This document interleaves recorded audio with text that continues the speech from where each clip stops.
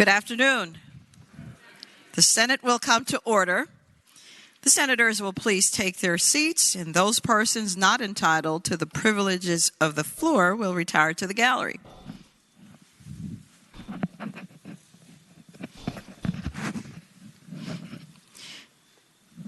The senators and all in attendance will please stand.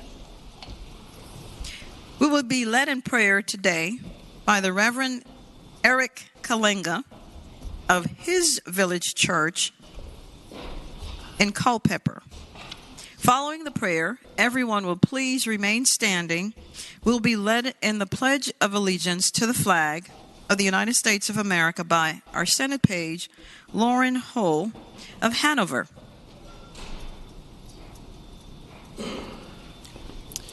Before I begin this afternoon, I would like to say thank you to the senators, to the Lieutenant Governor, Madam the Clerk, and the staff, the Senate pages, for this opportunity to be with you guys today. And of course, I have to introduce myself just a little bit briefly, as my name is Eric Kalenga, born in Congo, grew up in South Africa, and came to the U.S. in 2001.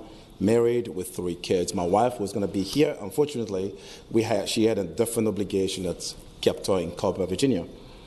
And of course, one of my pleasured moments was becoming a U.S. citizen on July 4th, 2016, which I'm always, in fact, is a day I always echoed as my second birthday. And today, I would like to say this, let's take a moment in silence for the people of Ukraine and what's going on in the world. Let's just pause for a minute.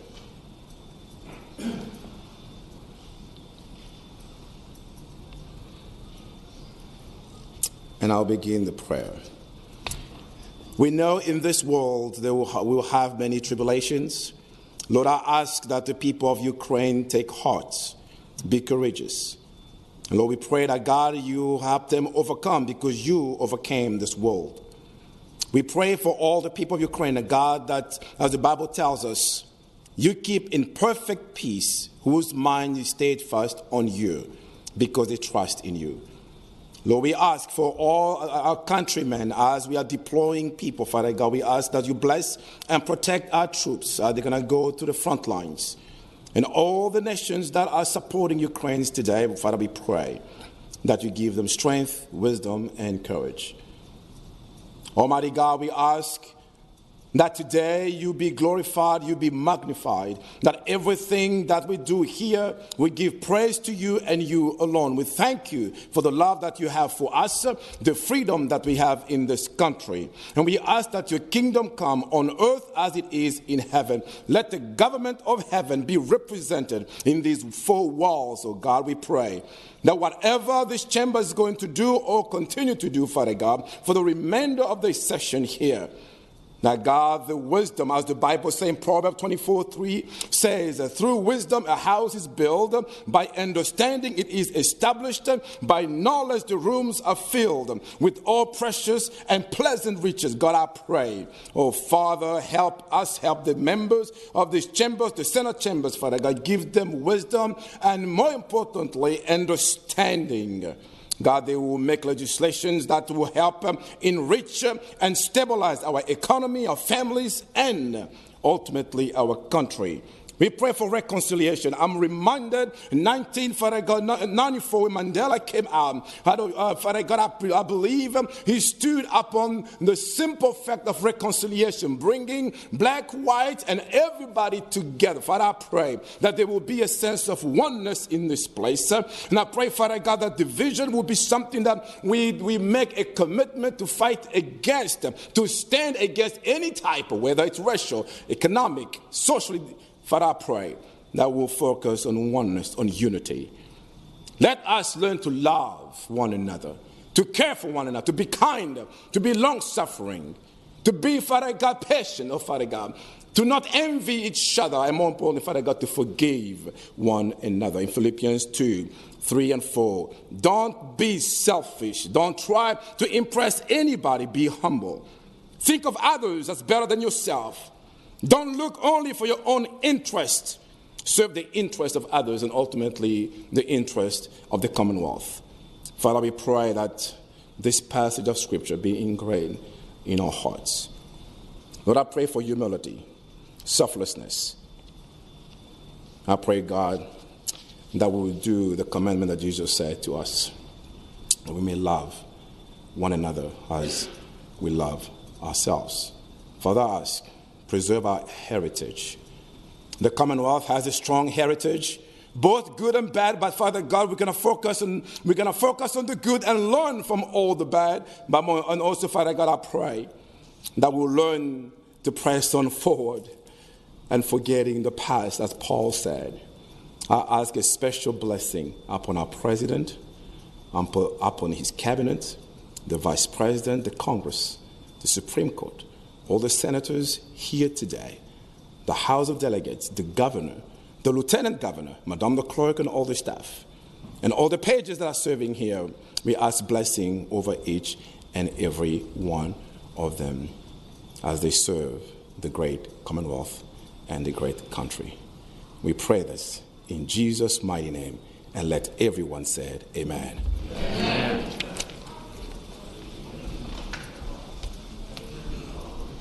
I pledge allegiance to the flag of the United States of America and to the republic for which it stands, one nation, under God, indivisible, with liberty and justice for all.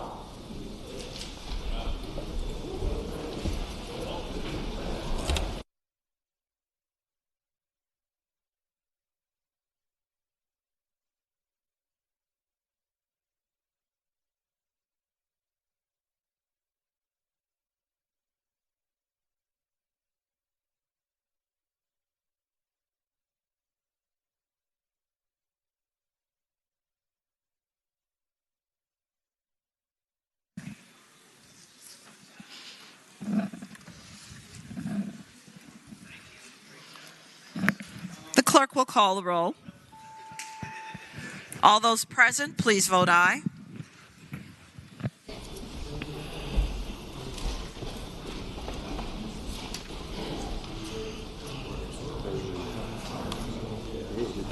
The clerk will close the roll.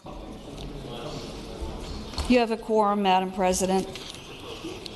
Senate Journal for Wednesday, March the 2nd, 2022.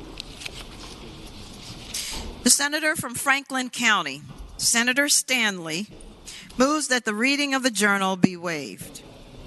All in favor of waiving the reading of the journal will record their votes aye. Those opposed, no. Are the senators ready to vote? Have all the senators voted? Does any senator desire to change their vote? The clerk will close the roll. Ayes 34, noes 6. Ayes 34, no 6. The reading of the journal is waived. The clerk will report any communications from the House of Delegates. Chair recognizes the senior senator from Fairfax County, Senator Sasslaw. Madam President, I move we waive the reading of the communications from the House. The question is, shall the reading of the communication be waived? Those in favor of waiving the reading of the communication from the House of Delegates will record their votes aye. Those opposed, no. Are the senators ready to vote? Have all the senators voted?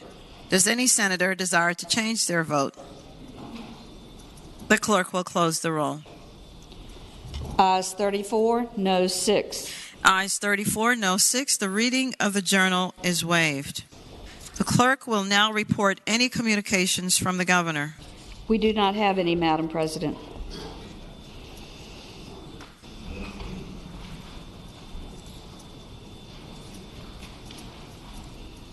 The chair recognizes the senior senator again from Fairfax County, Senator Sasslaw. Madam President, I move that we waive the rules of the Senate and grant the privileges of the floor to a special guest. The question is, shall the rules be suspended and the privileges of the floor be granted to a special guest? All in favor of the motion will record their votes aye. Those opposed, no. Are the senators ready to vote? Have all the senators voted? Does any senator desire to change their vote? The clerk will close the roll. Ayes 40, noes 0. Ayes 40, no 0. The rules are suspended. The privileges of the floor are granted. The chair recognizes the senator from King George, Senator Stewart, for the purpose of presenting the distinguished group. Thank you, Madam President.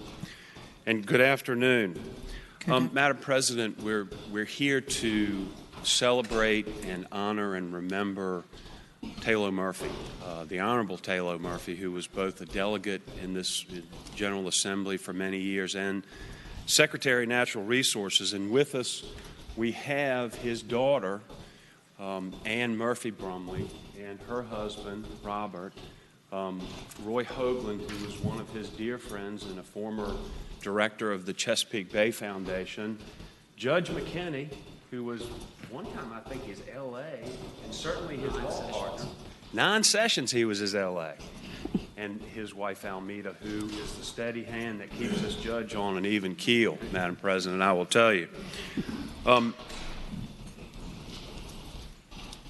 There are a lot of things that you'll read or hear in this resolution, and I'm not going to repeat those, but just personally, I will tell you that Mr. Murphy loved the Northern Neck, and everything he did in this General Assembly was measured by how it affected the people and the Northern Neck. And that was true regardless of his party affiliation, because that's what he believed in. He was, in all respects, a servant leader, and he loved those people that he served, and I think that most of those people loved him back, regardless of party affiliation. I will tell you, I knew him all of my entire life, and I apologize, I call him Mr. Murphy, but that's all I ever knew. I probably should call him Secretary or something like that.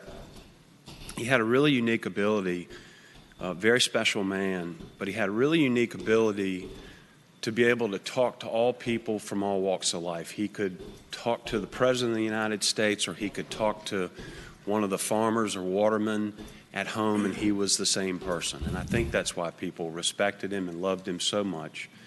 And I will tell you that we will all miss him greatly. The folks in the Northern Neck will miss him.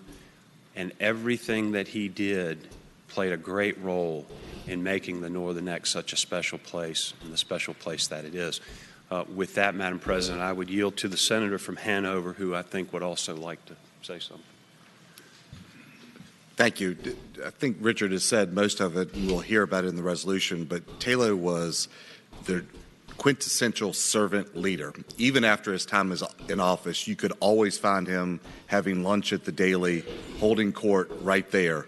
His office was directly across from the courthouse, and he worked in that office right up to his last days. He will certainly be missed, not just because of his service in the legislature and being secretary, but because of who he was and what he did for his family and what he did for his community.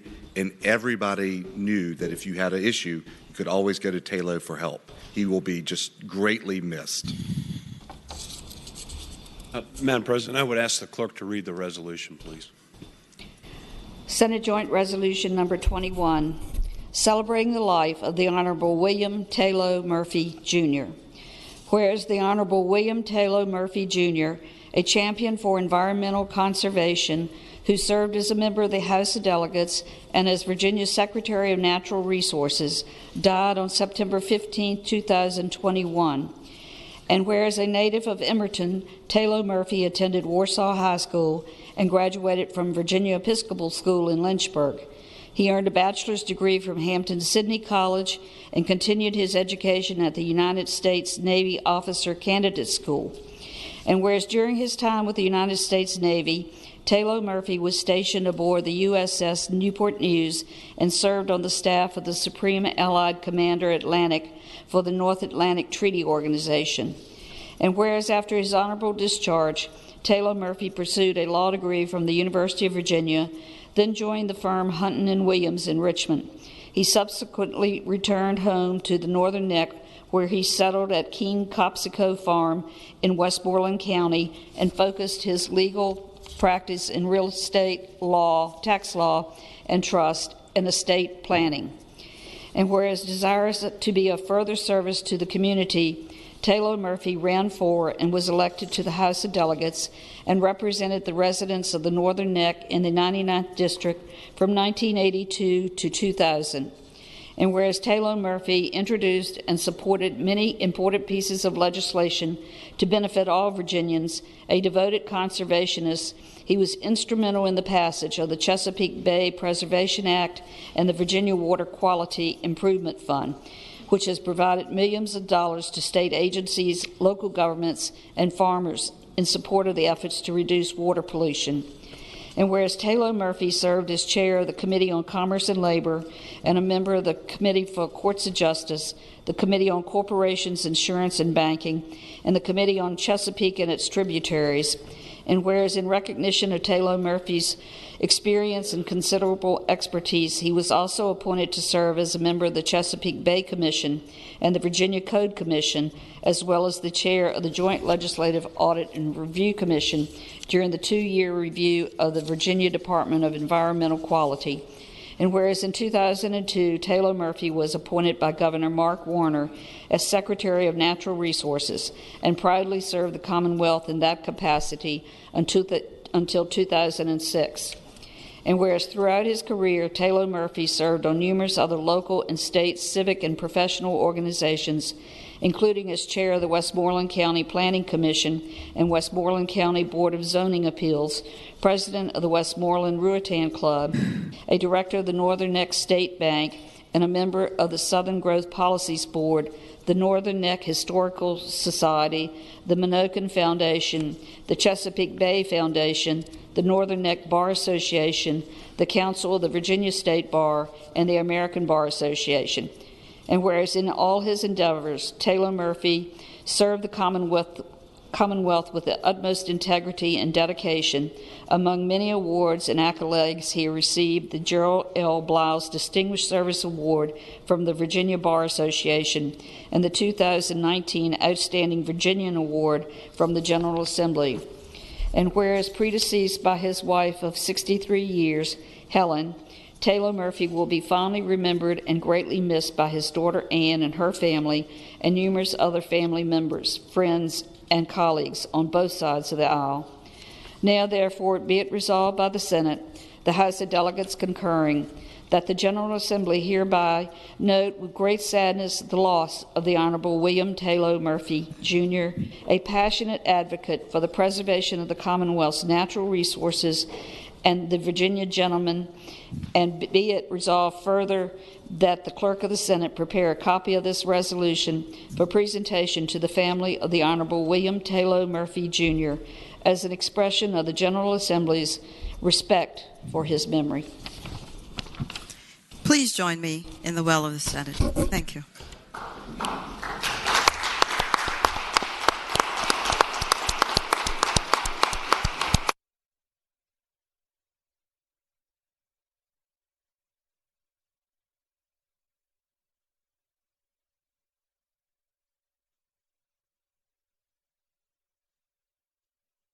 Please accept this resolution in honor of the way that we know him as the Honorable William Taylor. Thank you so very much for lending him to us. He was truly a gentleman, as we would say in the Senate. And he served his country in so many different capacities. He will be sorely missed. Thank you. Thank you.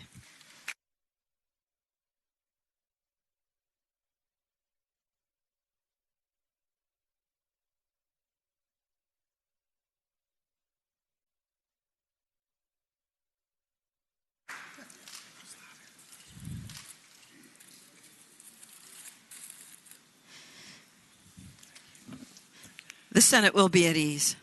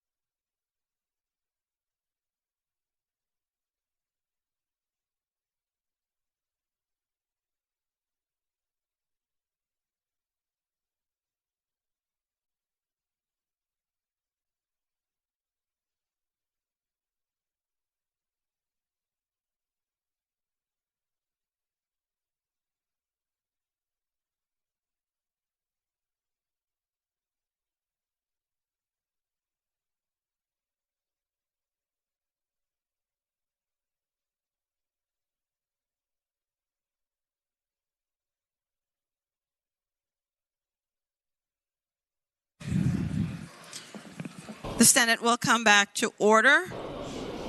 The chair now calls on the gentleman from Spotsylvania, Senator Reeves. Thank you, Madam President. I rise for 2 announcements and a motion, if I can. The senator has the floor. Ladies and gentlemen, if you heard the invocation today, if you're listening to what Pastor Eric Kalinga said, and we take that to heart, I think we would be a better nation and given for that. But I want to tell you a little bit about Pastor Kalinga, more than what you heard from his background. I think it's pretty important. He gets pretty excited, and that's because he's a coach. He's been coaching girls soccer out in Culpeper for 15 years. He's the varsity boys soccer coach and teaches Elite Performance Academy. He serves as president of the Culpeper County Christian Association. He is actually one of our chaplains at the hospital at UVA that we have in Culpeper and for the Culpeper Police Department. He's a certified John Maxwell leadership coach, but his most important role is husband to Candace and father to his 3 children, whom I've all met that have his energy as well, Caden, Karsten, and Carrie Anna. He speaks 3 languages, English, French, and Swahili.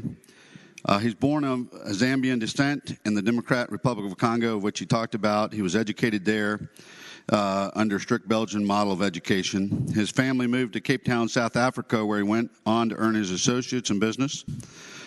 He got his certification in Christian counseling while also completing a 3-year course of biblical studies in the biggest church in Cape Town, known as His People's Church. He is the pastor of his village church there in Culpeper, founder of Project Rise mentoring program.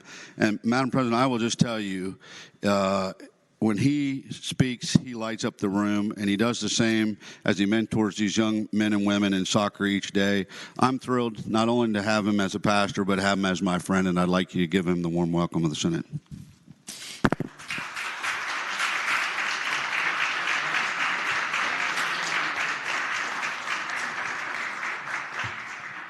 Good afternoon again to you, Pastor. Thank you so much for all that you do.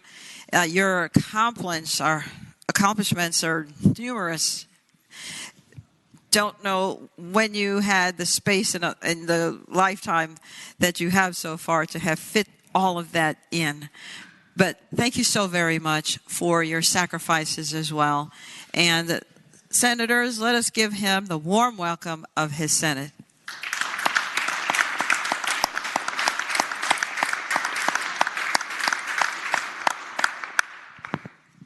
Chair recognizes. Madam President. Oh. I have another one. The senator may continue. Thank you, Madam President. Madam President, in the gallery today are some friends of mine that many of you may not know by sight, but you know what they do.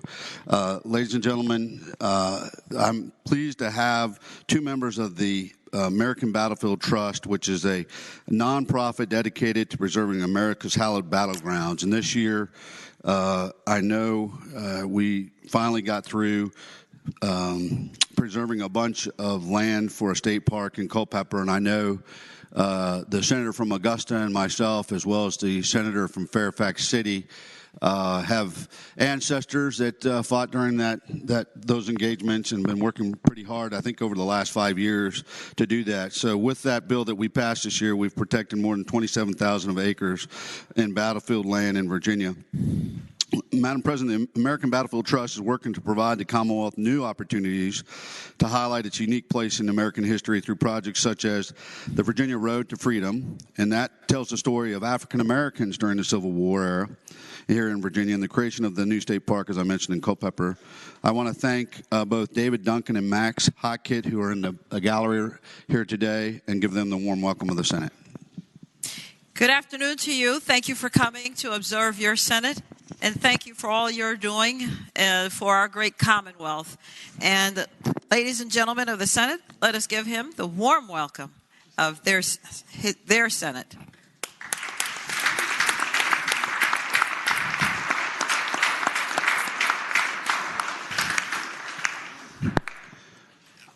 Madam President, since we are in the morning hour, I'd request a unanimous consent to introduce a joint resolution. Madam President, in 10 years I've been here, I think this is my first, if not my first, my second in 10 years.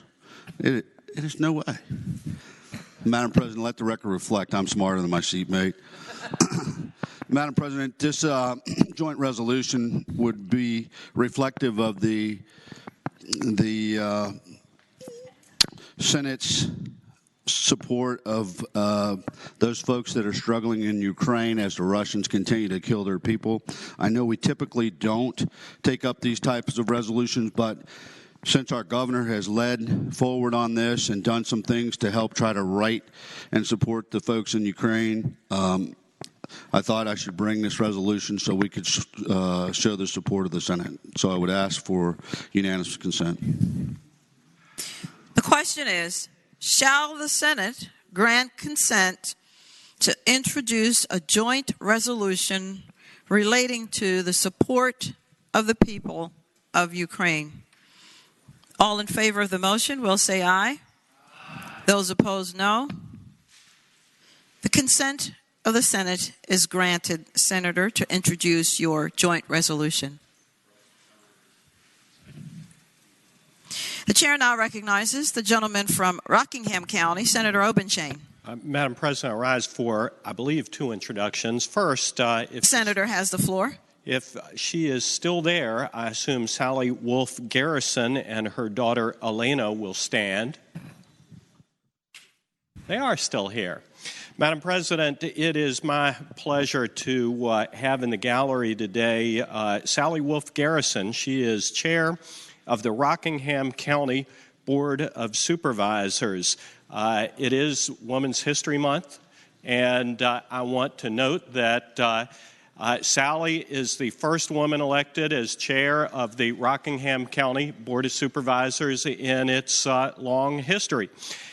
She is joined here today by her daughter, Elena, who is a 12-year-old 7th grader who is very, very interested in exploring our PAGE program.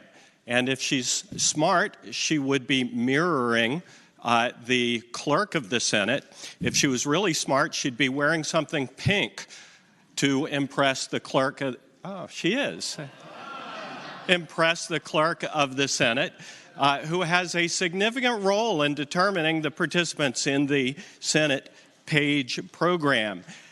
Madam President, I would ask you to kindly extend the warm welcome of this Senate to Chairwoman Sally Wolf Garrison and her daughter Elena. Good afternoon to you both. Thank you for coming to observe the upper chamber. And thank you for being an elected office yourself and offering yourself to the citizens of our Commonwealth. Ladies and gentlemen, let us give them the warm welcome of their Senate.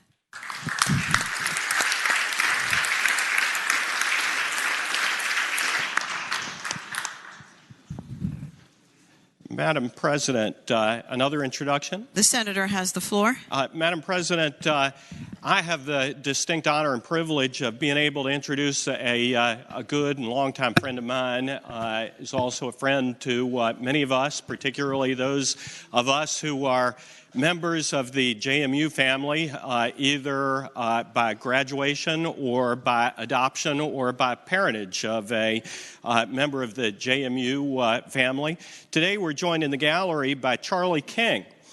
Charlie has long roamed the halls of the General Assembly advocating for support for James Madison University and for higher education in Virginia in general.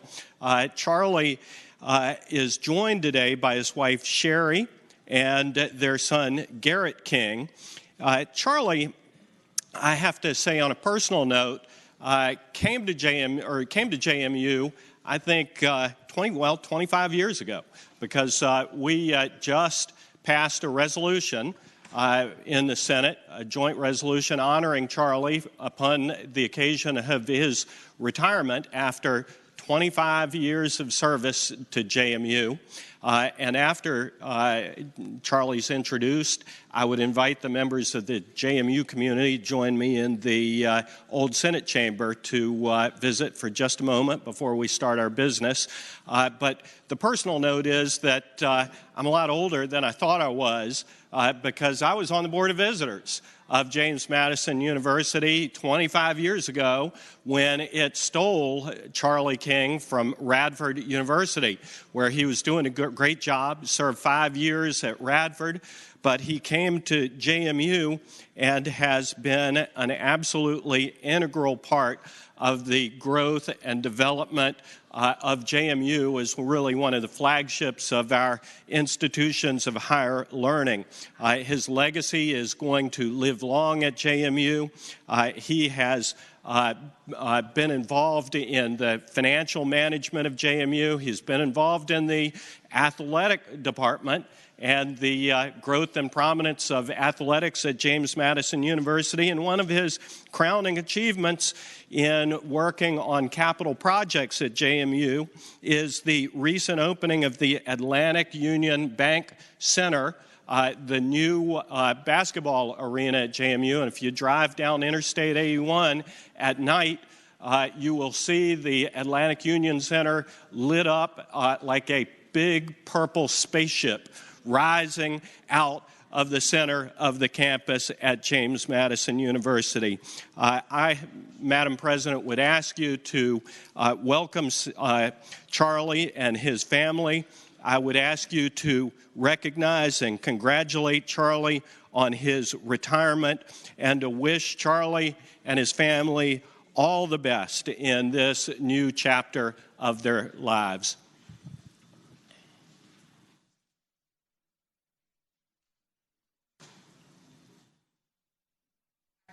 Up. I think I'm mic'd up now. Could we please have it stand? Oh, well, there he is. Okay, there you are. Well, you know what, I just got the mic on, so just got mic'd up, but I just definitely want to congratulate you on your retirement and tell you how proud we are of the work that you've done. And I know everybody in this chamber probably feels just as excited as I do about having you here in the gallery today. And so with that said, Senator Obenshain, thank you for the introduction, and we would like for the Senate to join me in welcoming them to the Senate. Tara.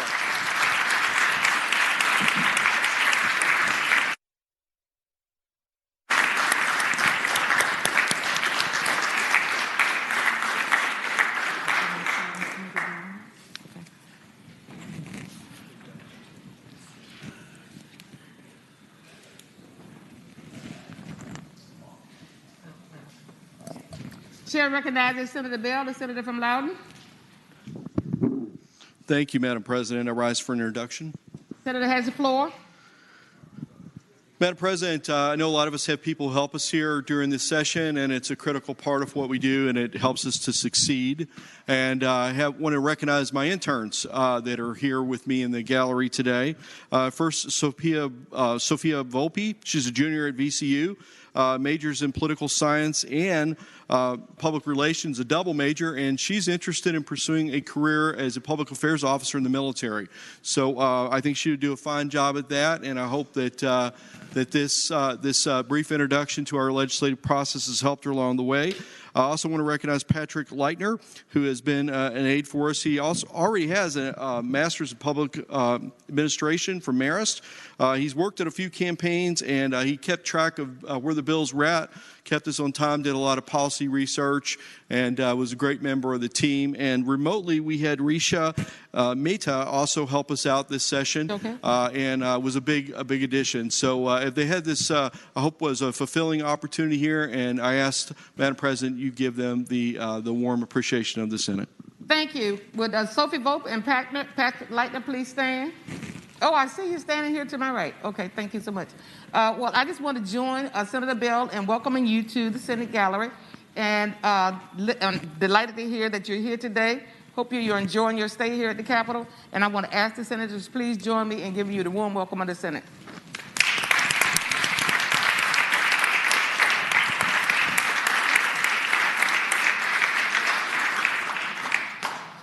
The senator from Accomack, Senator Lewis.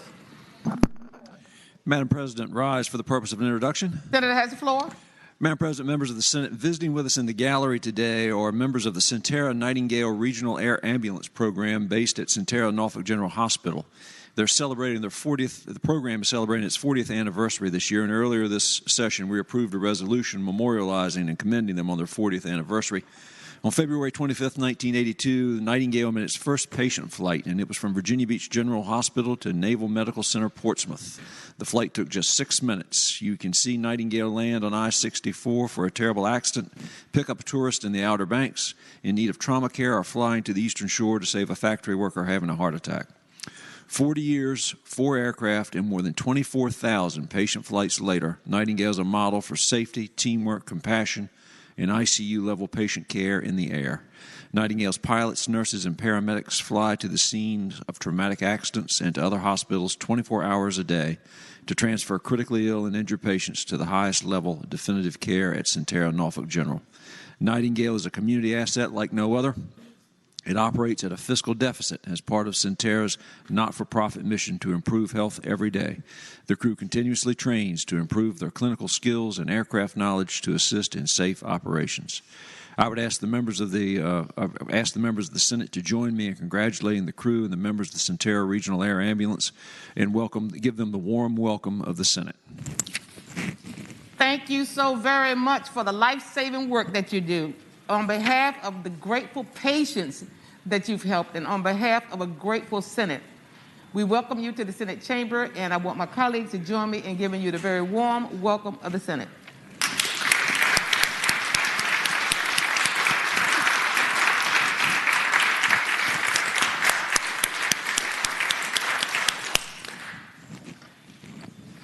The Senator from Bath, Senator Deeds.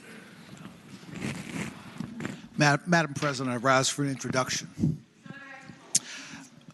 Madam President, ladies and gentlemen of the Senate, my intern Christine George is in the gallery today. Christine is from Loudoun County and is a student at VCU, a part of the Capital Semester Program. Christine is a political science major with a concentration in civil rights and a minor in statistics. Christine is a junior and is planning on going to grad school for data science. Madam President, I would ask that you give her the warm welcome of the Senate.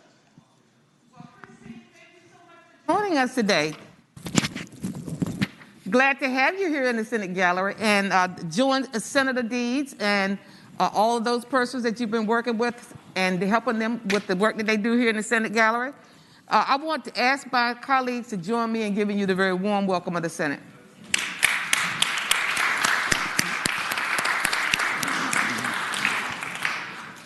Senator from Hampton, Senator Locke.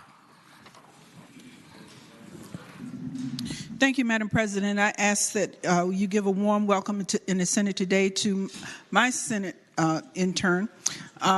Gloria Kim is a senior at Virginia Commonwealth University, and she's pursuing her bachelor's degree in biochemistry, which I know absolutely nothing about. Gloria is from Atlanta, Georgia. She's part of the Virginia Capital Semester Program and has served our office wonderfully during her internship. She hopes to apply to law school, but after observing some lawyers here, she may change her mind.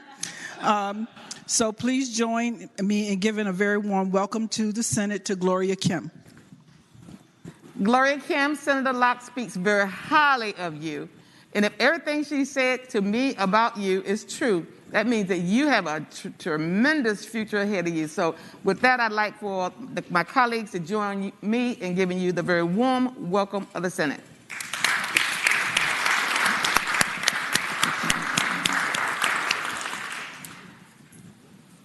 The Senator from James City County, Senator Norman.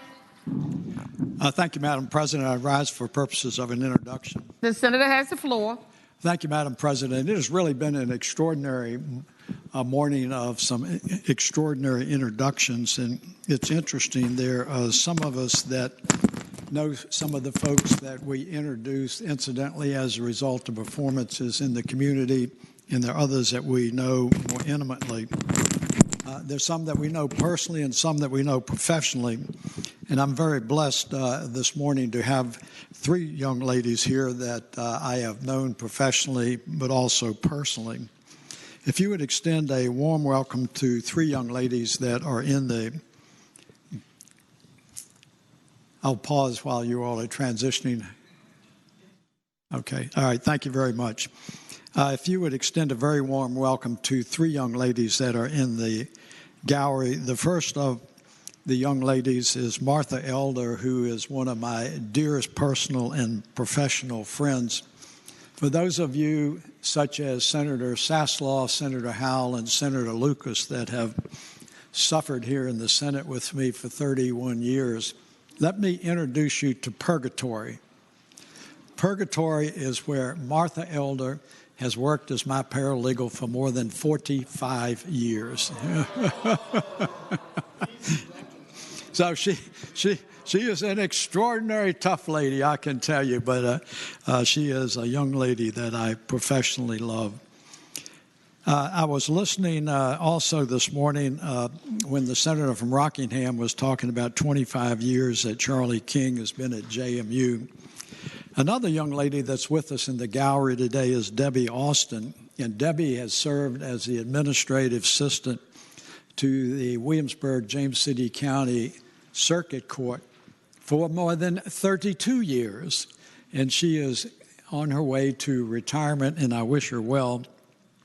And the last young lady is Kimberly Paulsrud, who worked with us in the Williamsburg Law Office before she mistakenly migrated to the capital city, and she has been a dear friend and a wonderful paralegal. So, Madam President, if you would be so kind to extend a very warm welcome to Martha Elder, who has walked through Purgatory, and to her friends Debbie Austin and Kimberly Paulsrud.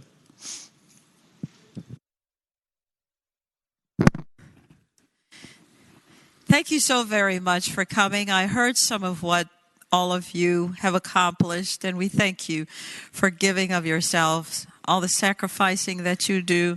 It has not gone unnoticed. Thank you very much. Senators, let us give them the warm welcome of their Senate.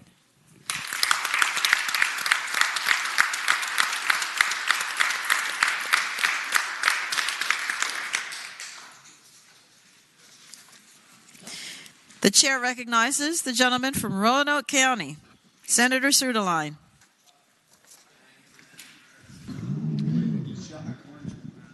Good afternoon, Madam President. Good afternoon. It's good to see you. The President Pro Tem was up there for a minute, and I kept almost calling her Madam President in Senate Education Health today. I was just a few hours ahead. So it's good to see that. And I think that we just witnessed history, because I think that's the first time that Madam President Pro Tem had stepped up this session, which means it's the first time.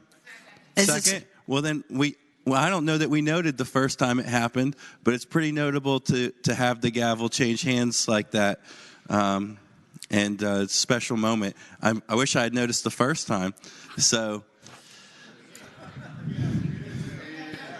I wasn't here when that happened, so this was in person. So it was the first time, like I thought. Yes, so it was what I thought it was. Very good. I've got Bill Stanley here. I wish the box was still between us. Thank you. I'd like to introduce a friend of mine from back home in Roanoke County. The senator has the floor. Thank you, Madam President. I've got... I don't get to introduce folks very often from the western half of the state, but today we've got Dan Webb, who used to work here. He worked in both Senator Smith and my legislative office for multiple sessions the last several years. He's very civically engaged back home in Roanoke County. As of a few days ago, he was the chair of the Roanoke County Republican Party.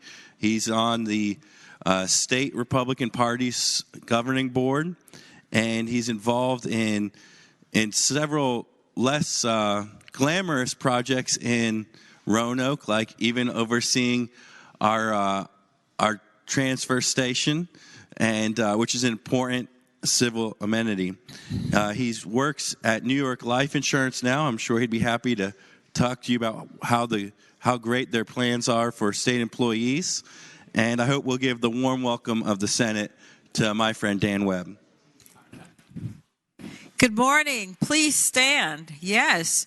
Thank you for coming to see your Senate in action and for doing all the wonderful things that your great friend, Senator Sudaline, has told us of. And senators, let us give him the warm welcome of his Senate.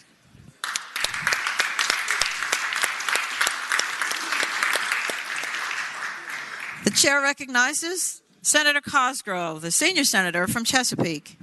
Thank you and good afternoon, Madam President. Good afternoon. I rise for the purposes of an introduction. The senator may continue. Thank you, Madam President. I do not have a green sheet, but I really don't think I need one. The couple that I would like to introduce today, one has haunted these, quote, halls for many, many years. He is a former Marine, and I think everybody here has known this gentleman for a long time, and that's Don Hall from the Virginia Auto Dealers Association. But we are especially graced to have the presence of his wife, Ann Hall, with us today. Now, Ann's a very interesting individual. You know, she married Don, which means that she must have the patience of Mother Teresa. And I will tell you, if you look at her, she's a beautiful lady, and I don't get it. I just don't. But I hope, Madam President, that you will offer Don and especially Ann Hall a very warm welcome to the Virginia Senate.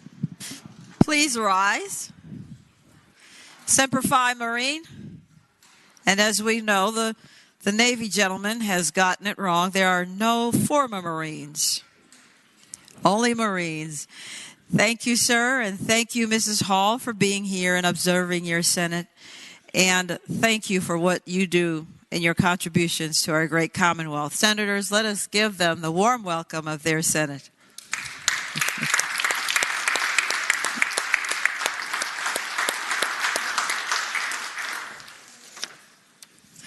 Chair recognizes the gentleman from Fairfax City, Senator Peterson.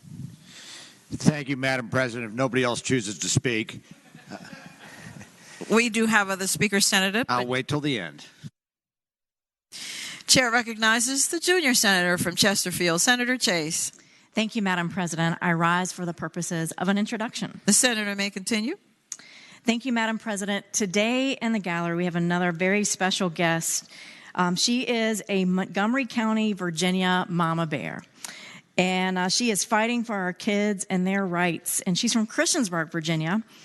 And she was recently featured on Fox and Friends, the Dan Bongino show, for going toe-to-toe with the Montgomery County Board of Supervisors who was, the parents were fed up. And this Virginia mom called them out. It went viral for calling out school board members' mask hypocrisy. She's a great friend of mine. She's a fighter. And she's going to be staying with us today and tomorrow. And we are so delighted to have her here. And I would ask, Madam President, that we would welcome her again to the Senate of Virginia. Thank you. Please rise. And thank you for your contributions to our electoral process and for being a concerned parent. And senators, let us give her the warm welcome of her Senate.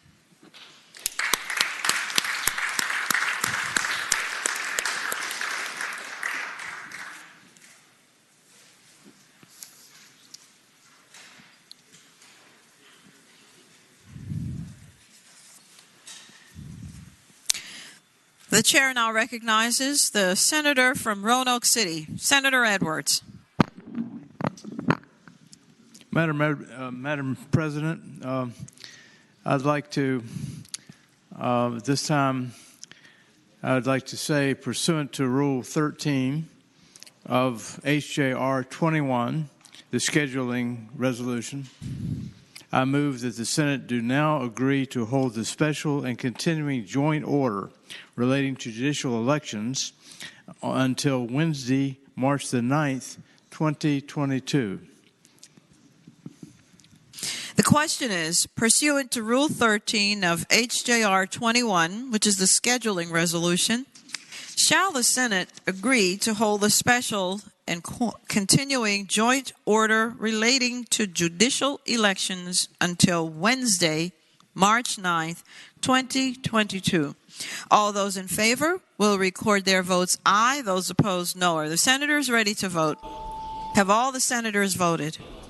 Does any senator desire to change their vote?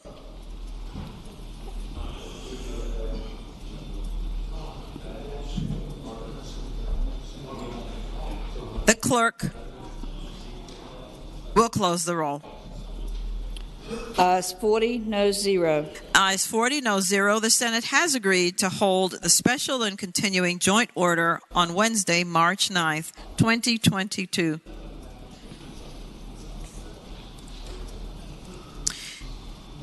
Is he going to the House? The chair again now calls on Senator Peterson, the senator from Fairfax City. Thank you, Madam President. I rise for not a eulogy, but an elegy. The senator may continue. Madam President, I always listen to the prayer and try and draw inspiration from it, and I particularly like this verse from Philippians 2nd chapter. Think of others as better than ourselves. We adopted that attitude last night on the Senate basketball team. We took that to heart, and let me begin by thanking a number of people. Senator Peake has scored our first basket of the game. Senator Servell, who scored a very improbable hook shot in the middle of the lane. Senator Suderline, who would have had a triple-double, but for the fact he had no points and no assists.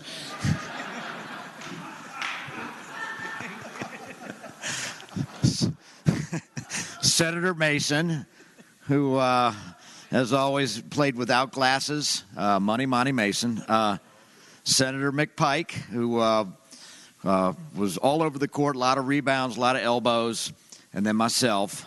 Our coach, Senator Vogel, who takes a libertarian philosophy both to coaching and to politics. I want to thank the Lieutenant Governor, who was madly waving the American flag in order to distract the opposing free throw shooters, and it did work. And I want to thank Senator Pillion, who was the MC last night, did a great job of keeping the crowd engaged. I want to thank Virginia Commonwealth University, who was our great host. And finally, I want to thank the refs for not calling a single foul on me, despite some pretty egregious attempts. I want to call attention to our pages. They did a wonderful job. They won the Spirit Award.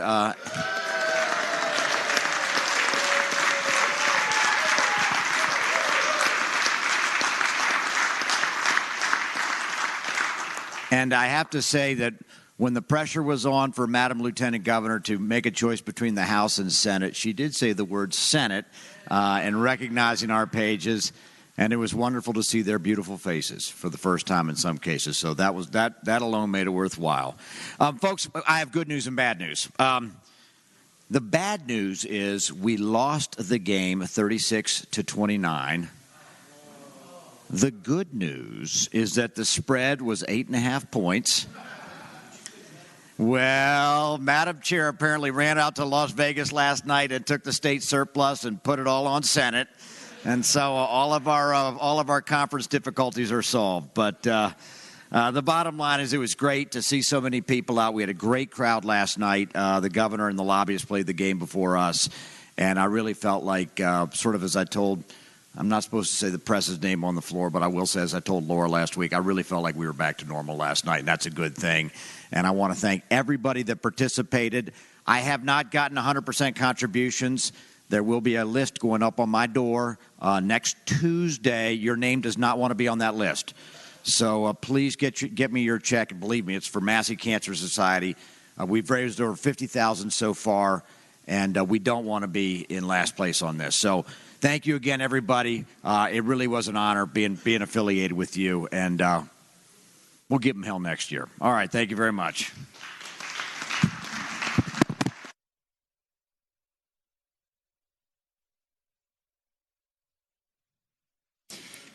Is there any other business for the morning hour? Hearing none, the clerk will now call the calendar. Senate calendar for Thursday, March the 3rd, 2022, page 8. Unfinished business, House. House Bill 421. The House has rejected the Senate substitute. Chair calls on the senior senator from Fairfax County, Senator Saslaw. Madam President, I move that we insist on our substitute and request a committee of conference. The question is, shall the Senate insist on its Senate substitute and respectfully request a committee of conference on the bill? All those in favor of the motion will please record their votes aye. Those opposed, no. Are the senators ready to vote? Have all the senators voted? Does any senator desire to change their vote? The clerk will close the roll. Ayes 40, no 0. Ayes 40, no 0. The Senate insists on its substitute. House Bill 902. The House has rejected the Senate substitute. Chair calls on Senator Eben, the gentleman from Alexandria. I move that we insist on our substitute and request a committee of conference. The question is, shall the Senate insist on its substitute and respectfully request a committee of conference on the bill? All those in favor of the motion will record their votes aye. Those opposed, no. Are the senators ready to vote? Have all the senators voted? Does any senator desire to change their vote? The clerk will close the roll.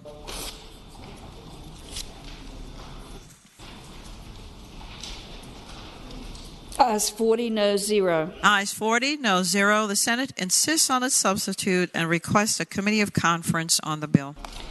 We are awaiting House action on the remaining bills in this section.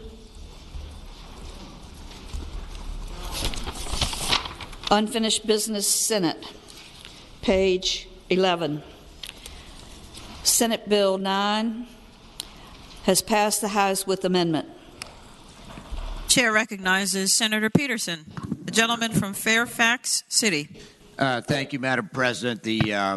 Speak to the amendment. The senator has the floor. I move that we agree to the amendment and speak to that very briefly. The House has made a typically gratuitous change to this bill, which was perfectly fine as it came out of here. But rather than go through a conference committee, I just ask that we accept it. So please vote green. Thank you.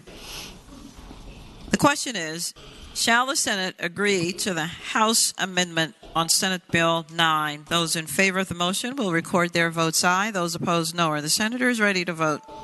Have all the senators voted? Does any senator desire to change their vote? The clerk will close the roll. Ayes 40, no 0. Ayes 40, no 0. The House amendment is agreed to. Senate Bill 28 has passed the House with substitute. Chair recognizes Senator Marsden, the gentleman from Western Fairfax County. Thank you, Madam President. I move that we accept the House amendments. And speaking to that, the senator has the floor. Thank you, Madam President. This is the Business Ready Sites Fund setup, of which we have considerable money budgeted in the Senate to do planning for business sites throughout the Commonwealth. And the House Appropriations Committee decided that they thought it would be better if we made it a little less prescriptive. And they removed a section that basically said no more than 50% of awards from the fund shall be reserved for specific projects in each region on the basis of a region's share of industrial employment. That tortured language is removed, and what we now have is that the funding is competitive anywhere in the Commonwealth, and there's no real attempt to try to set anything aside, and I thought that was a good idea, and I'd renew my motion that we accept the House amendment. The question is, shall the Senate accept the House substitute? All those in favor of the motion will record their votes aye. Those opposed, no. Are the senators ready to vote? Have all the senators voted? Does any senator desire to change their vote? The clerk will close the roll. Ayes 37, noes 3. Ayes 37, noes 3. The House substitute is accepted. Senate Bill 62 has passed the House with amendments. Chair recognizes Senator Favola, the gentlelady from Arlington. Thank you, Madam President. Madam President, I move that we reject the House amendment and that we insist on the Senate substitute and respectfully request a committee of conference. You're going to... I'm going too fast. Yes, ma'am. Okay. So you're going to reject... I'm going to reject. With the recommendation that it be rejected, the question is, shall the House amendment be agreed to? All in favor of the motion will record their votes aye. Those opposed, no. Are the senators ready to vote? Have all the senators voted? Does any senator desire to change their vote?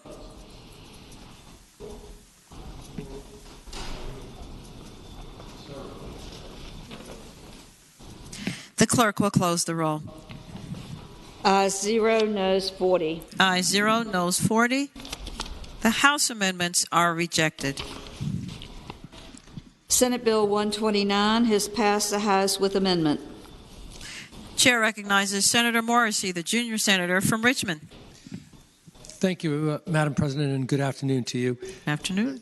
Madam President, I move that we accept the House amendment and speaking briefly to it. The senator has the floor.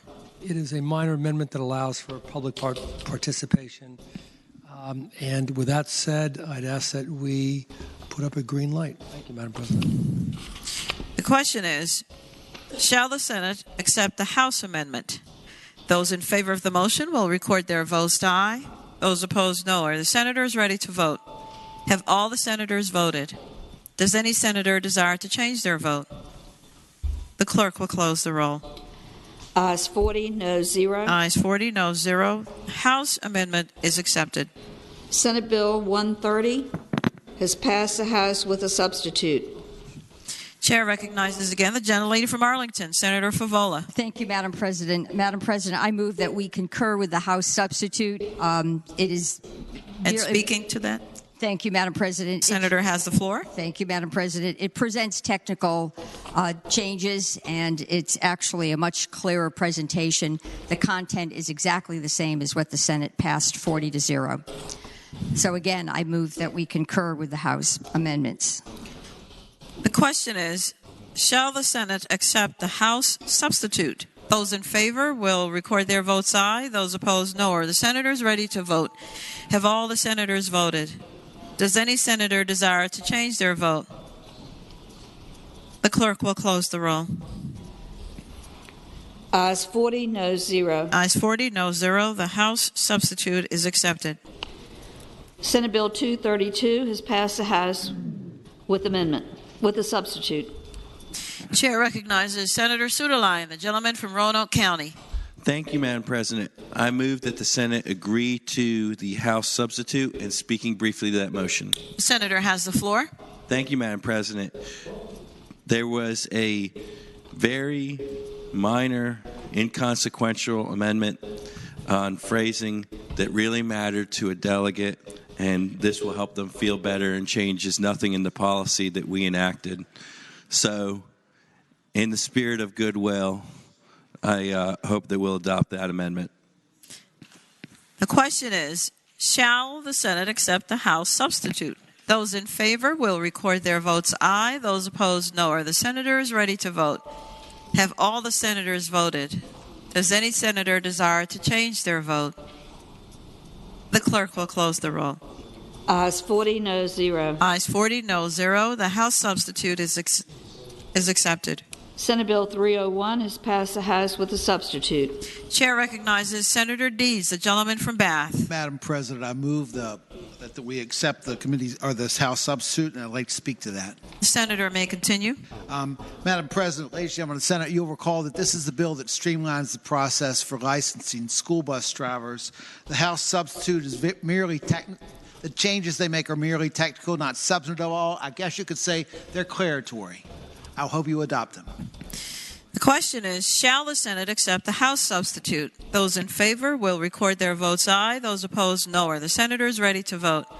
Have all the senators voted? Does any senator desire to change their vote? The clerk will close the roll. Ayes 40, noes 0. Ayes 40, noes 0.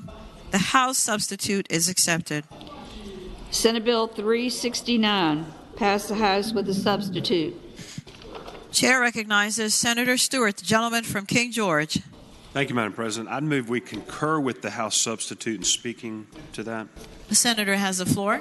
Thank you, Madam President. This bill, when it left the Senate, was a telemedicine bill that would allow you to continue care virtually if you had a previously established relationship with a physician out of state.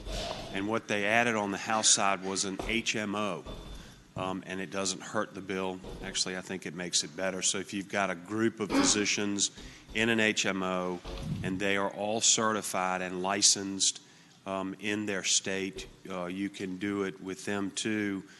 They also added a provision which waives a reinstatement fee during a period of governor's emergency. Not really sure why they did that, but it doesn't hurt the bill and it's okay. So with that, I'd move we concur with the substitute. The question is, shall the House substitute be accepted? Those in favor will record their votes aye. Those opposed, no. Are the senators ready to vote? Have all the senators voted? Does any senator desire to change their vote? The clerk will close the roll. Ayes 40, no 0. Ayes 40, no 0. The House substitute is accepted. Senate Bill 394 has passed the House with a substitute. Chair recognizes Senator Bell, the gentleman from Loudoun. Thank you, Madam President. I move that we accept the substitute and speak in the motion. The senator has the floor. Thank you, Madam President. The substitute came over. It just clarifies language and condenses what were 2 paragraphs into 1. Fairly minor changes, and I think the language changes, which really just speak to the definition of what a Texas Hold'em tournament is versus the individual value of chips. I think it clarifies it and makes the bill better. So with that, again, I renew the motion to accept. Thank you. Question is, shall the House substitute be accepted? Those in favor will record their votes aye. Those opposed, no. Are the senators ready to vote? Have all the senators voted? Does any senator desire to change their vote?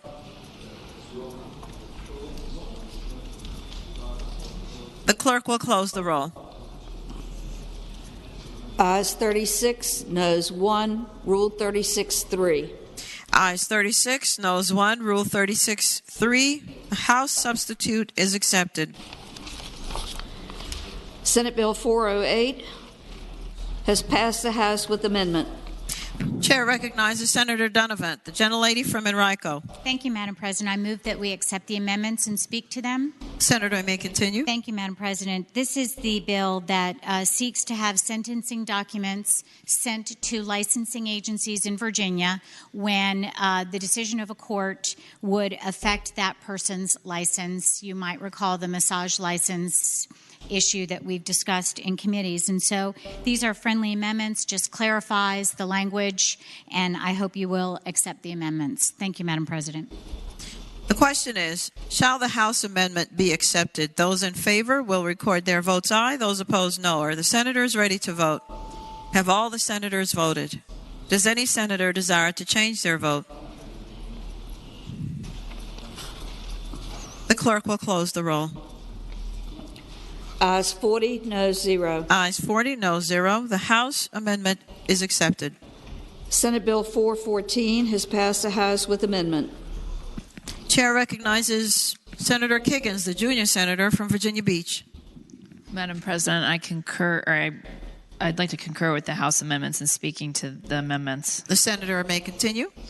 The amendments for Senate Bill 414 simply narrow the field that who can actually have the expanded nurse practitioner number. So right now there are 6 nurse practitioners that are allowed under one supervising physician.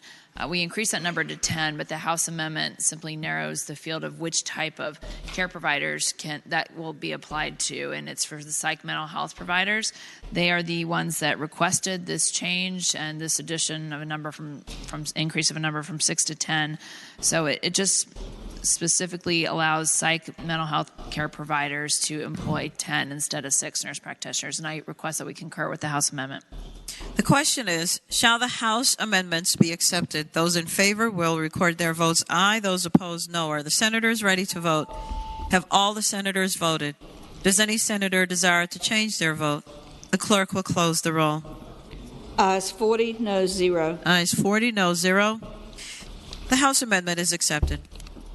Senate Bill 428 has passed the House with amendments. Chair recognizes the gentlelady from Enrico, Senator Donovan. Thank you, Madam President. Move that we accept the amendments and speak to them. Senator has the floor. Madam President, this is the bill that we looked at that is going to change prior authorization and make costs of prescribing transparent to physicians as well as copayment structures. And there were some amendments that were made along the way just to clarify the process, mostly for the Bureau of Insurance, who will have to convene the work group to decide how we can come up with a single electronic prior auth process and to include some extra people in the work group. And with that, Madam President, I hope that the Senate will approve the amendments. The question is, shall the Senate accept the House amendments? Those in favor will record their votes aye. Those opposed, no. Are the senators ready to vote? Have all the senators voted? Does any senator desire to change their vote? The clerk will close the roll. Ayes 40, no 0. Ayes 40, no 0. The amendments are accepted. Senate Bill 435 has passed the House with a substitute. Chair recognizes Senator Barker, the gentleman from Southern Fairfax County. That's next term. But thank you, Madam President. With a recommendation that it be rejected, I move the concurrence with the House substitute. And speaking to it briefly. The senator may continue. Yes, we've been working on language for this bill and are trying to make sure that we have the right balance between parents and other people on the Children's Services Act teams that are making recommendations and decisions regarding where children are served.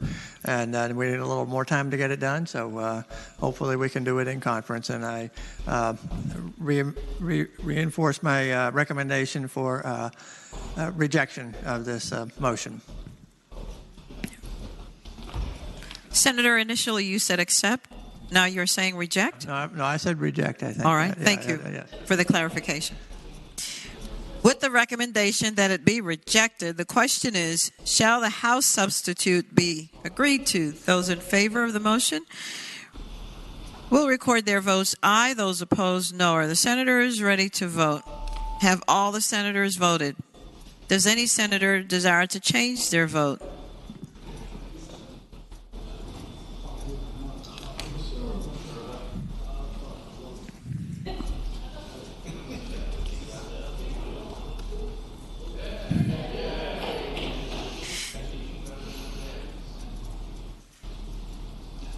The House substitute is rejected.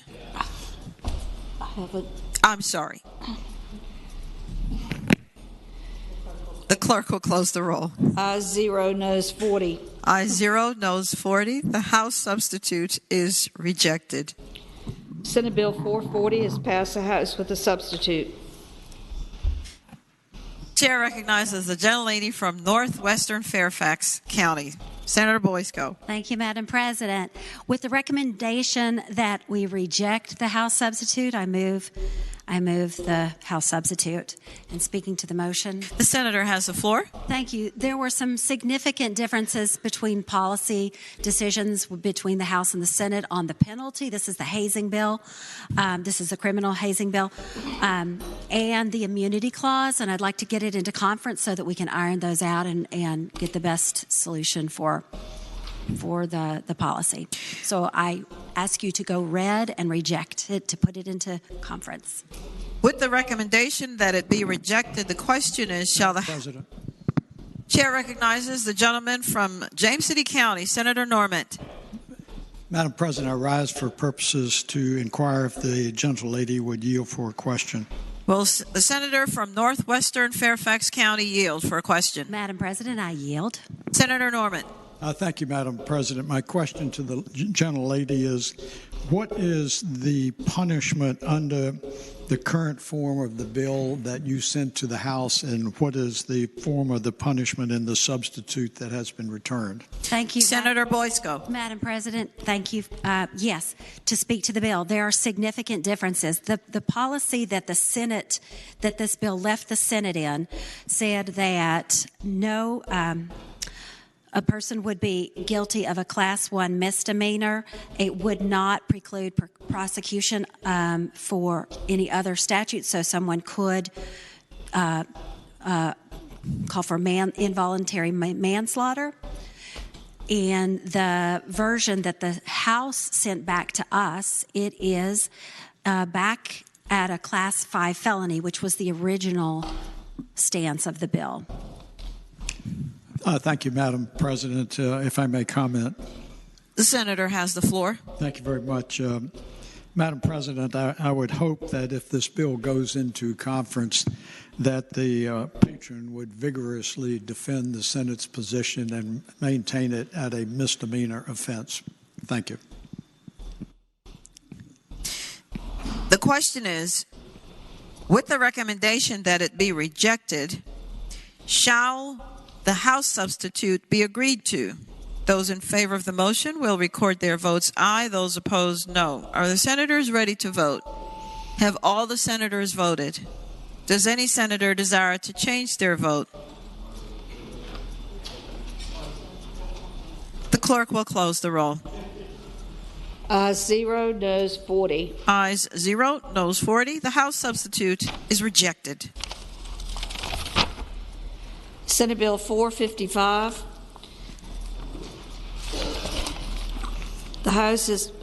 It's passed the House with amendment. Chair recognizes again the gentlelady from northwestern Fairfax County, Senator Boysko. Thank you, Madam President. Madam President, I move the Senate concur with the Senate amendments. And speaking to the bill. The senator has the floor. Thank you, Madam President. The only change that the House made strikes capital improvement from the list of gross rental income that cannot be deducted. This is dealing with guidelines for determination of child support. There was a concern among some of the House courts members that if someone needed to make a real capital improvement like a boiler or a air conditioning unit needed to be replaced, that they could incorporate that into the calculation. The stakeholders were agreeing with that as well, and I so move that we accept that amendment. The question is, shall the House amendment be agreed to? Those in favor will record their votes aye. Those opposed, no. Are the senators ready to vote? Have all the senators voted? Does any senator desire to change their vote? The clerk will close the roll. Ayes 40, noes 0. Ayes 40, noes 0. The House amendment is agreed to. Senate Bill 493 has passed the House with amendment. Chair recognizes Senator McClellan, the senior senator from Richmond. Thank you, Madam President. I move that the House amendment be accepted. And speaking to that, the senator has the floor. Thank you, Madam President. This is the bill that creates a civil penalty if someone sends you unsolicited or after you have expressly asked them not to, intimate photos of themselves or others, which if they did that to you in person would be indecent exposure. The House did not like the ability for someone to get punitive damages, and that is acceptable if that gets this bill out of this body. The question is, shall the House amendment be accepted? Those in favor of the motion will record their votes aye. Those opposed, no. Are the senators ready to vote?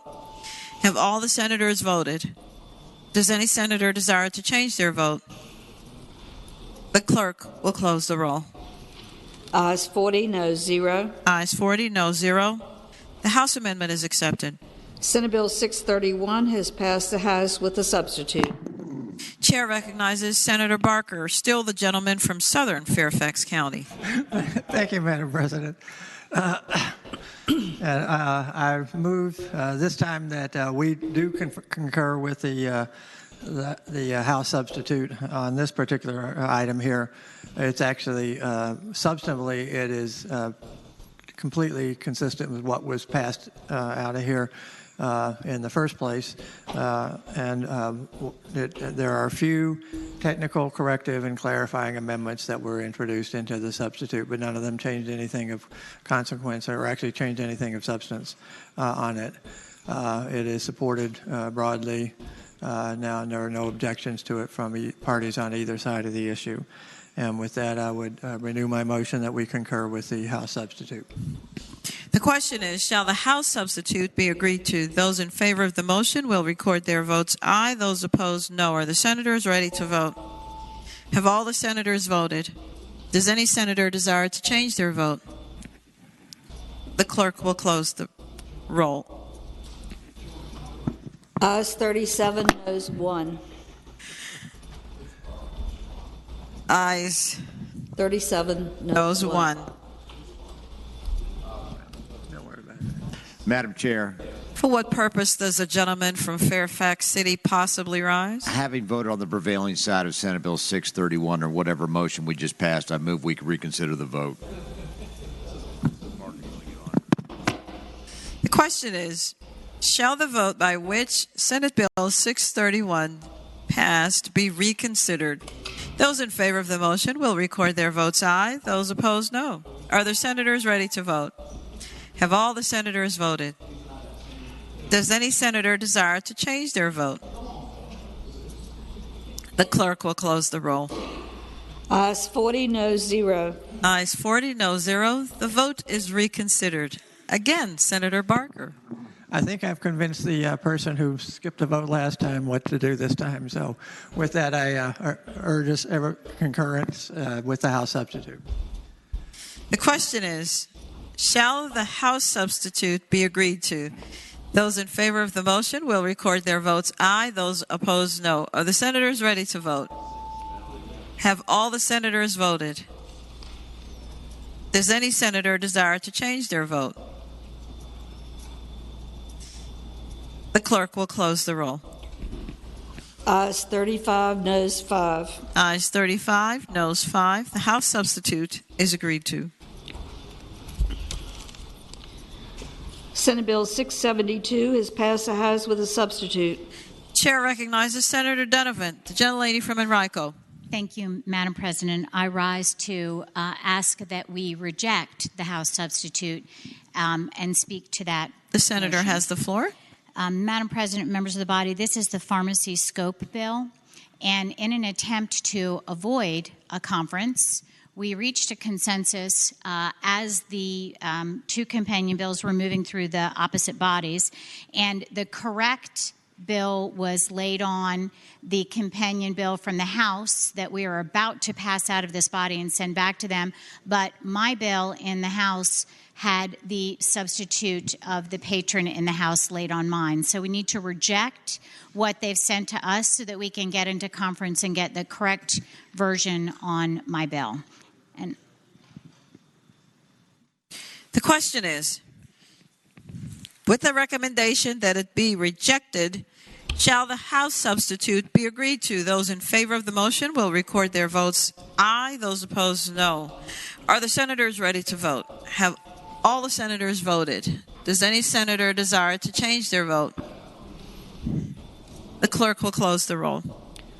Ayes 0, noes 40. Ayes 0, noes 40. The House substitute is rejected. Senate Bill 715 has passed the House with amendment. Chair recognizes Senator Peterson, the gentleman from Fairfax City. Thank you, Madam President. I move we accept the House amendment. Speak to the motion. The senator has the floor. Thank you, Madam President. Ladies and gentlemen of the Senate, this is simply an enactment clause. This is the dealing with direct appeals to the Supreme Court for injunctions and immunity pleas. And the enactment clause simply says that cases proceeding under the current law will continue to do so, and obviously July 1 will have to change. So ask that we agree to the amendment. The question is, shall the House amendment be agreed to? Those in favor will record their votes aye. Those opposed, no. Are the senators ready to vote? Have all the senators voted? Does any senator desire to change their vote? The clerk will close the roll. Ayes 40, noes 0. Ayes 40, no 0. The House amendment is agreed to. Senate Bill 729 has passed the House with a substitute. Chair recognizes Senator Ruff, the gentleman from Mecklenburg. Thank you, Madam President. I move that we concur with the House substitute and speaking to that motion. Senator has the floor. This is a bill that deals with cracking down on those who are stealing catalytic converters from vehicles. The Senate version focused on making them harder to sell. The House adds to it language to toughen the penalty for those who are convicted of the crime. The Question is, shall the House substitute be agreed to? Those Madam Chairman. Chair recognizes the gentleman from Eastern Fairfax County, Senator Surville. Madam President, the gentleman yield for a quick question. Will the gentleman from Mecklenburg yield? I yield. Sorry, Senator Surville. what was your recommendation? I missed that part. The recommendation Senator Ruff. was to add the penalty of $1,000. If it's under $1,000, it would be a class. The motion was to concur. Was that your question? That was my question. Thank you. Madam President, speaking to the bill. The senator has the floor. For the sub. Ladies and gentlemen of the Senate, I would encourage we reject the House substitute. The House seems to believe every solution, every problem is a new felony. I don't entirely believe in that, and I'd rather see this resolved in conference rather than we recede from the policy position we took in the Senate Judiciary Committee. So I'd hope we'd reject this, put it in conference, and continue this conversation rather than agree with making everything a new felony. Yeah. Chair recognizes the senator from Mecklenburg, Senator Ruff. Thank you, Madam President. I certainly understand the gentleman's position, but the reality Senator is has that the some floor. of these, Senator has the floor. I'm sorry. The reality is that some of these converters are now costing up to $4,000. Because of supply chain issues, there can be a delay of months before you get them. That means that people have to rent cars or find other transportation. And I believe it is worth the responsible thing to do is to deal with these as criminals as they are. Chair recognizes the senior senator from Chesapeake, Senator Cosgrove. Thank you, Madam President. Speak to the motion. The senator has the floor. Thank you, ladies and gentlemen of the Senate. Being in the construction business, we've actually had a great number of these catalytic converters that are cut out from under our vehicles. And it's not just us. Anybody that's in the business and has these vehicles, you need to understand what's happening here.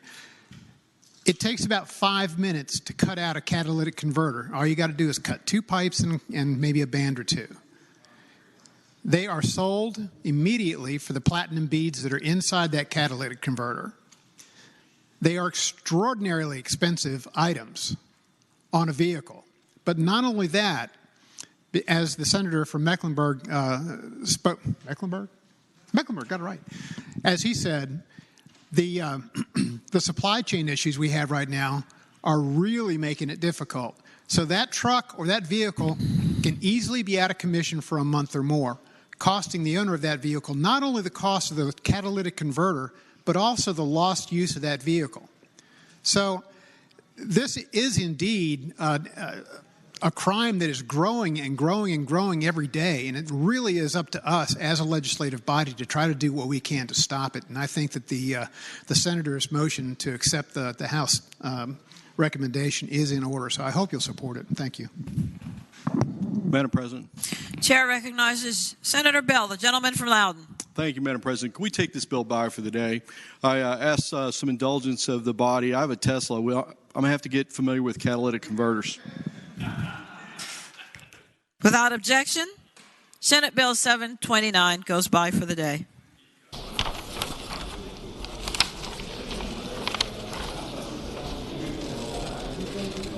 Uncontested calendar, House bills on third reading. Chair recognizes Senator Saslaw, gentleman from Fairfax County. Page 18.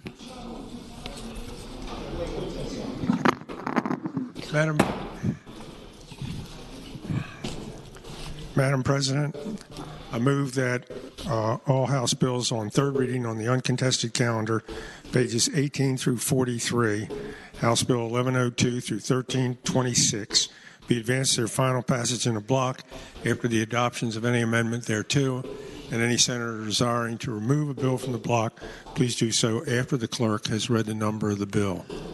The question is, shall House bills on the uncontested calendar, third reading, pages 18 through 43, House Bill 1102 through 1326, be placed upon their final passage in a block after the adoption of any amendments thereto with the understanding that any senator desiring to remove a bill from the block will do so after the clerk has read the number of the bill. All in favor of the motion will say aye.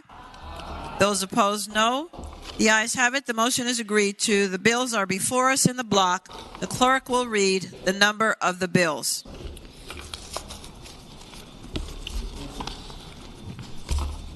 House Bill 1102, reported from the Committee on General Laws and Technology. House Bill 315, reported from the Committee on Local Government. Thanks. House Bill 20, reported from the Committee on Rehabilitation and Social Services with a substitute. Chair recognizes Senator Favola, the gentlelady from Arlington. Thank you, Madam President. Madam President, I move that the substitute be agreed to. The question is, shall the substitute be agreed to? Those in favor will say aye. Those opposed, no. The substitute is agreed to. House Bill 44, reported from the Committee on Commerce and Labor. Madam President. Chair recognizes Senator Suderline, the gentleman from Roanoke County. Thank you, Madam President. Can House Bill 315 on page 18 please come out of the block and by for the day? Without objection, House Bill 315 is out of the block and by for the day. Madam President. Chair recognizes Senator Locke, the gentlelady from Hampton. Could House Bill 1102, also on page 18, come out of the block and by for the day, please? Without objection, House Bill 1102 is out of the block and by for the day.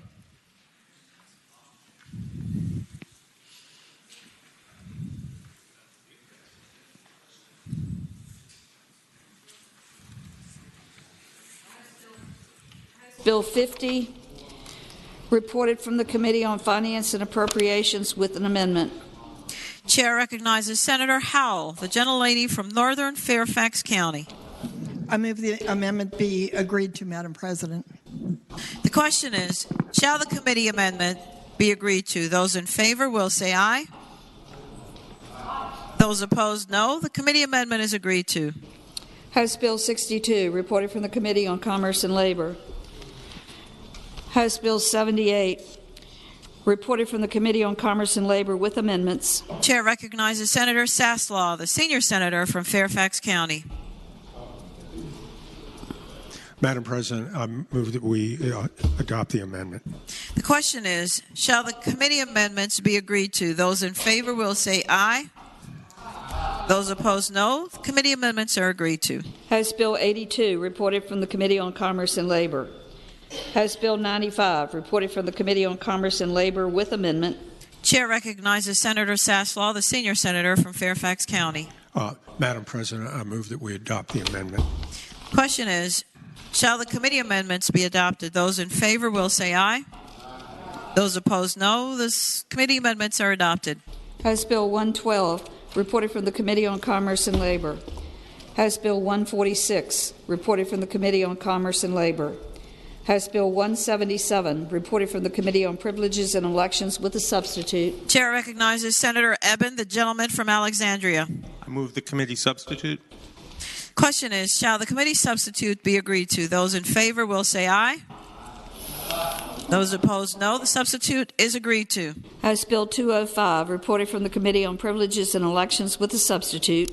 Chair again recognizes Senator Eben, the gentleman from Alexandria. Thank you, Madam President. I move the committee substitute. Question is, shall the substitute be accepted? Those in favor will say aye. Those opposed, no. The substitute is accepted. House Bill 229, reported from the Committee on Education and Health with a substitute and from the Committee on Finance and Appropriations. Chair recognizes the gentlelady from Portsmouth, Senator Lucas. Thank you, Madam President. Madam President, I move that the committee substitute be agreed to. Question is, shall the committee substitute be agreed to? Those in favor will say aye. Those opposed, no. The substitute is agreed to. House Bill 263, reported from the Committee on Commerce and Labor. House Bill 267, reported from the Committee on Finance and Appropriations. House Bill 309, reported from the Committee on Commerce and Labor with amendment. Chair recognizes Senator Saslaw, the senior senator from Fairfax County. Madam President, I move that we adopt the amendment. Question is, shall the committee amendment be agreed to? Those in favor will say aye. Those opposed, no. The amendment is accepted. House Bill 312, reported from the Committee on Commerce and Labor. House Bill 319, reported from the Committee on Education and Health with an amendment, and from the Committee on Finance and Appropriations. Chair again recognizes Senator Lucas, the gentlelady from Portsmouth. Yes, ma'am. Madam President, I move that the committee amendment be agreed to. Question is, shall the committee amendment be agreed to? Those in favor will say aye. Those opposed, no. The committee amendment is agreed to. House Bill 349, reported from the Committee on Rehabilitation and Social Services, and from the Committee on Finance and Appropriations with a substitute. Chair recognizes Senator Howell, the gentlelady from Northern Fairfax County. Thank you, Madam President. I move the amendment be agreed to. Question is, shall the committee amendment be agreed to? Those in favor will say aye. Those opposed, no. The committee amendment is agreed to. House Bill 396, reported from the Committee on Commerce and Labor with an amendment. Chair recognizes Senator Saslaw, the senior senator from Fairfax County. Madam President, I move we adopt the amendment. Question is, shall the committee amendment be adopted? Those in favor will say aye. Those opposed, no. The committee amendment is adopted. House Bill 405, reported from the Committee on Commerce and Labor with amendments. Chair again recognizes Senator Saslaw. Madam President, I move that we adopt the amendments. The question is, shall the amendment be adopted? Those in favor will say aye. Those opposed, no. The committee amendments are adopted. House Bill 431, reported from the Committee on Commerce and Labor with an amendment, and from the Committee on Finance and Appropriations with an amendment. Chair first recognizes Senator Saslaw, the senior senator from Fairfax County. Madam President, I move that we adopt the amendment from Commerce and Labor. The question is, shall the amendments from Commerce and Labor be agreed to? Those in favor will say aye. Those opposed, no. The committee amendment from Commerce and Labor is agreed to.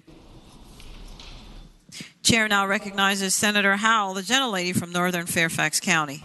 Thank you, Madam President. I move that the amendment from the Finance and Appropriations Committee be agreed to. The question is, shall the committee amendments from the Committee on Finance and Appropriations be agreed to? Those in favor will say aye. Those opposed, no. The committee amendments are agreed to.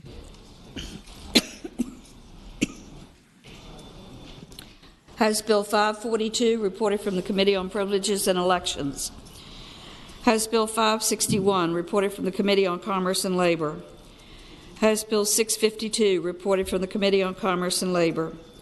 House Bill 653, reported from the Committee on Finance and Appropriations with an amendment. Chair recognizes Senator Howell, the gentlelady from Northern Fairfax County. The question is, shall the committee amendment be agreed to? Those in favor will say aye.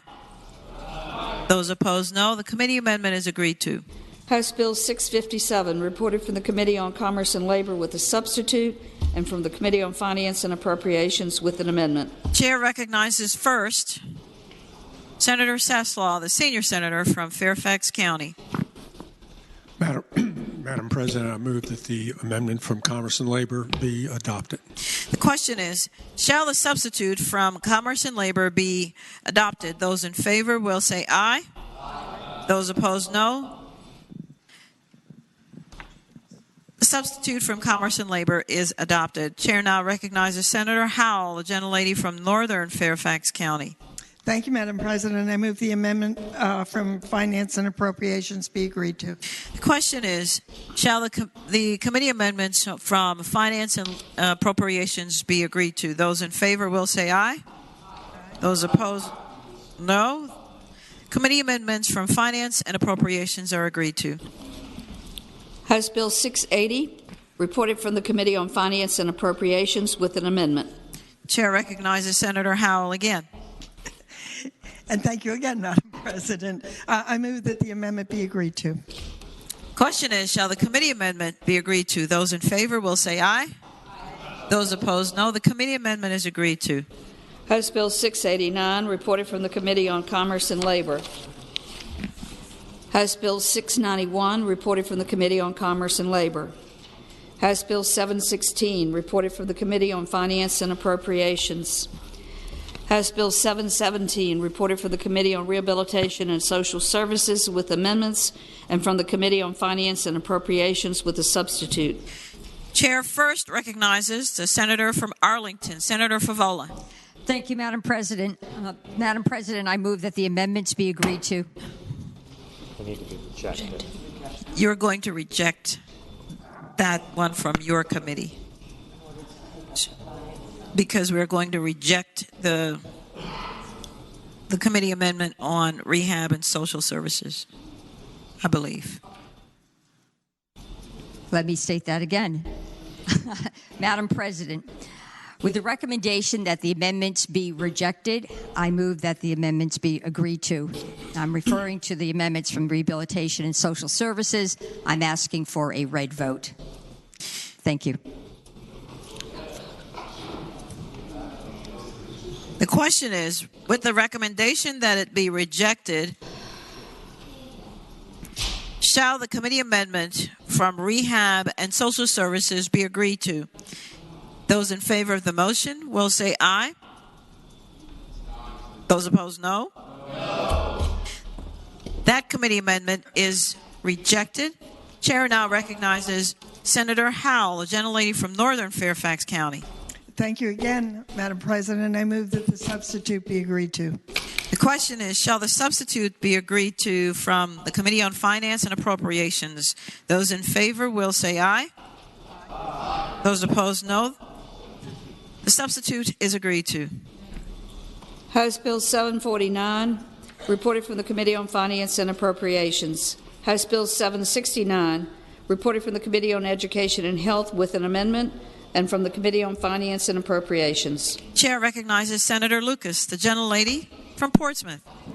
Thank you, Madam President. Madam President, I move that the committee amendment be agreed to. The question is, shall the committee amendment be agreed to? Those in favor will say aye.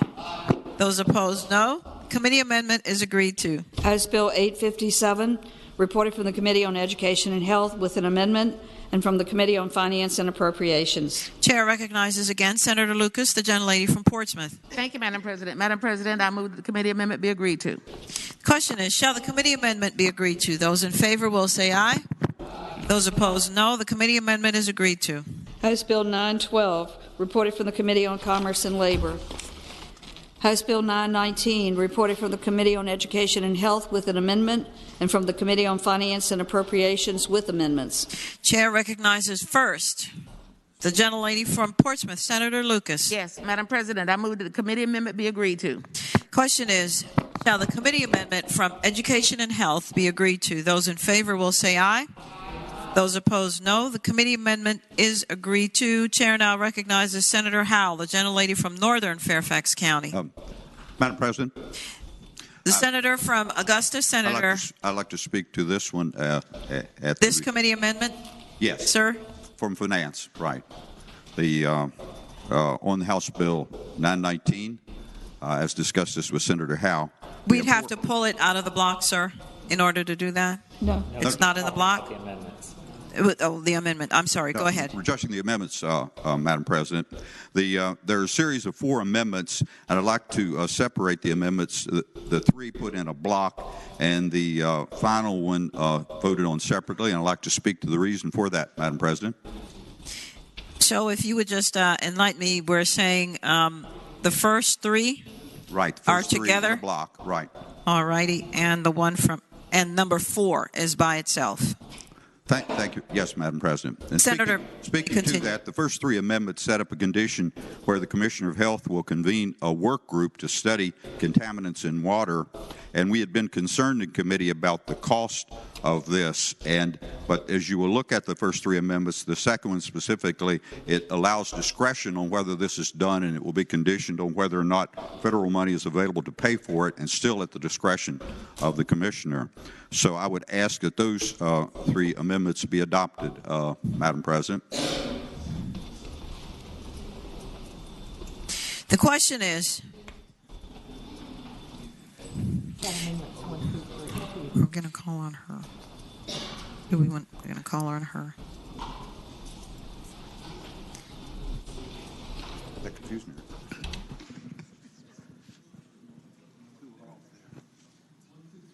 One, two, and three.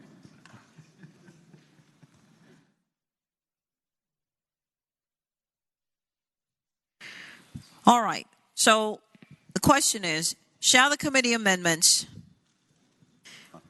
1 through 3 from Finance and Appropriations be agreed to? Those in favor of the motion will say aye. Aye. Those opposed, no. Those committee amendments are agreed to. Against, Senator Hanger. Thank you, Madam President. And with the adoption of those 3 amendments, the clause, which is the number of 4, is no longer needed. So I would move that it be adopted, but ask you to reject that motion.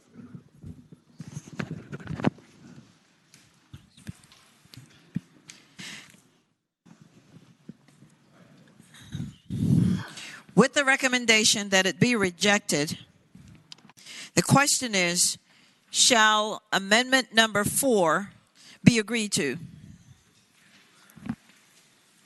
Those in favor of the motion will say aye. Those opposed, no. Committee amendment number 4 is rejected.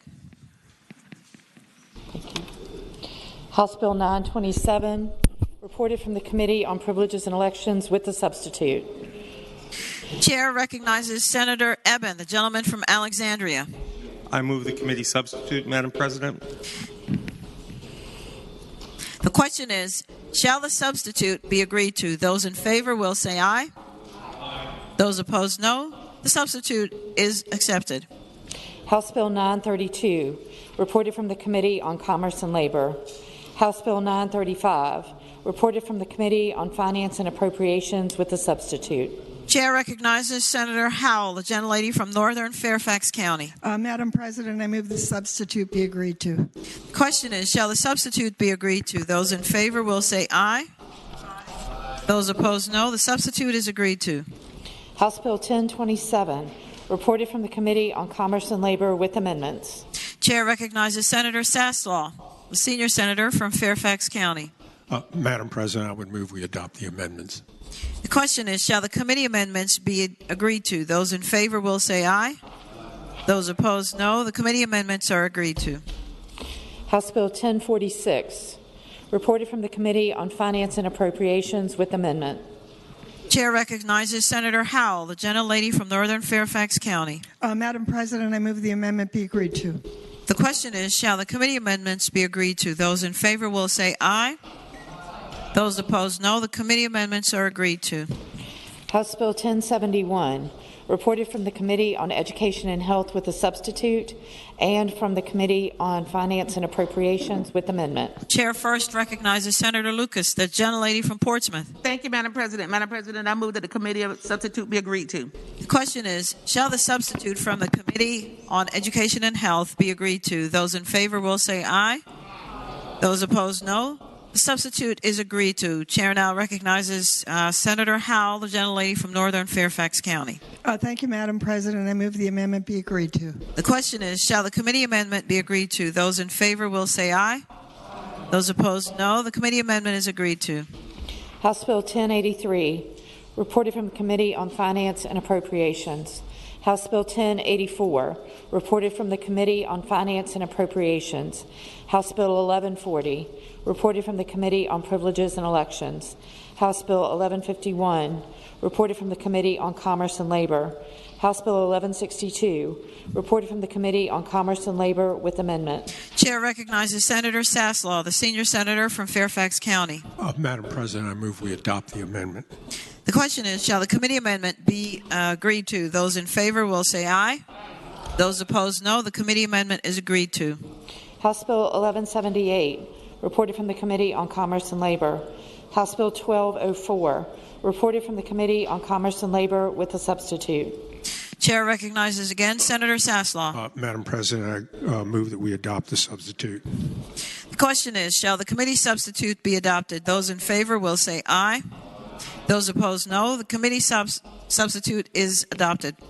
House Bill 1239, reported from the Committee on Finance and Appropriations with a substitute.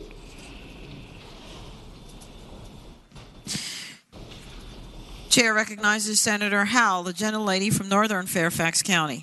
Thank you, Madam President. I move the substitute be agreed to. The question is, shall the substitute be agreed to? Those in favor will say aye. Aye. Those opposed, no. The substitute is agreed to. House Bill 1326, reported from the Committee on Commerce and Labor with a substitute. Chair recognizes Senator Saslaw, the gentleman from Northern Fairfax County. Madam President, I move that we adopt the substitute. The question is, shall the substitute be accepted? Those in favor will say aye. Those opposed, no. The substitute is accepted. Madam Chair President. recognizes Senator Suderline, the gentleman from Roanoke County. Madam President, I'd like to ask if the Chair of Commerce and Labor would yield for a question on that bill. It will determine if I want to pull it from the block or not. Okay. Will the gentleman yield? Senator Saslaw. Yeah. Yes. Thank you, Madam Senator President. Suderline has Thank the you, floor. Senator. My question is, the bill that came out of the House and the bill that was reported from the committee are radically different. Is it the impression that it's just going to stay like this, or did the House patron... Senator Saslaw. I want to explain. I should have, and it's my fault. There's still some, I think, stuff being drawn on this. I should have requested that this come out of the block and buy for the day. Okay? That's my mistake. Is that the request? Yeah, that's a request. Without objection, House Bill 1326 is out of the block and by for the day.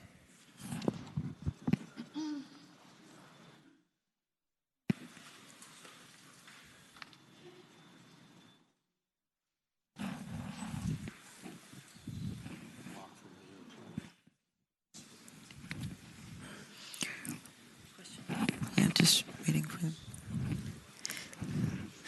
The question is, shall the House bills pass and block? That is, all bills except for House Bill 315, page 18, House Bill 1102, page 18, and House Bill 1326, page 43. All in favor of the motion will record their votes aye. Those opposed, no. Are the senators ready to vote?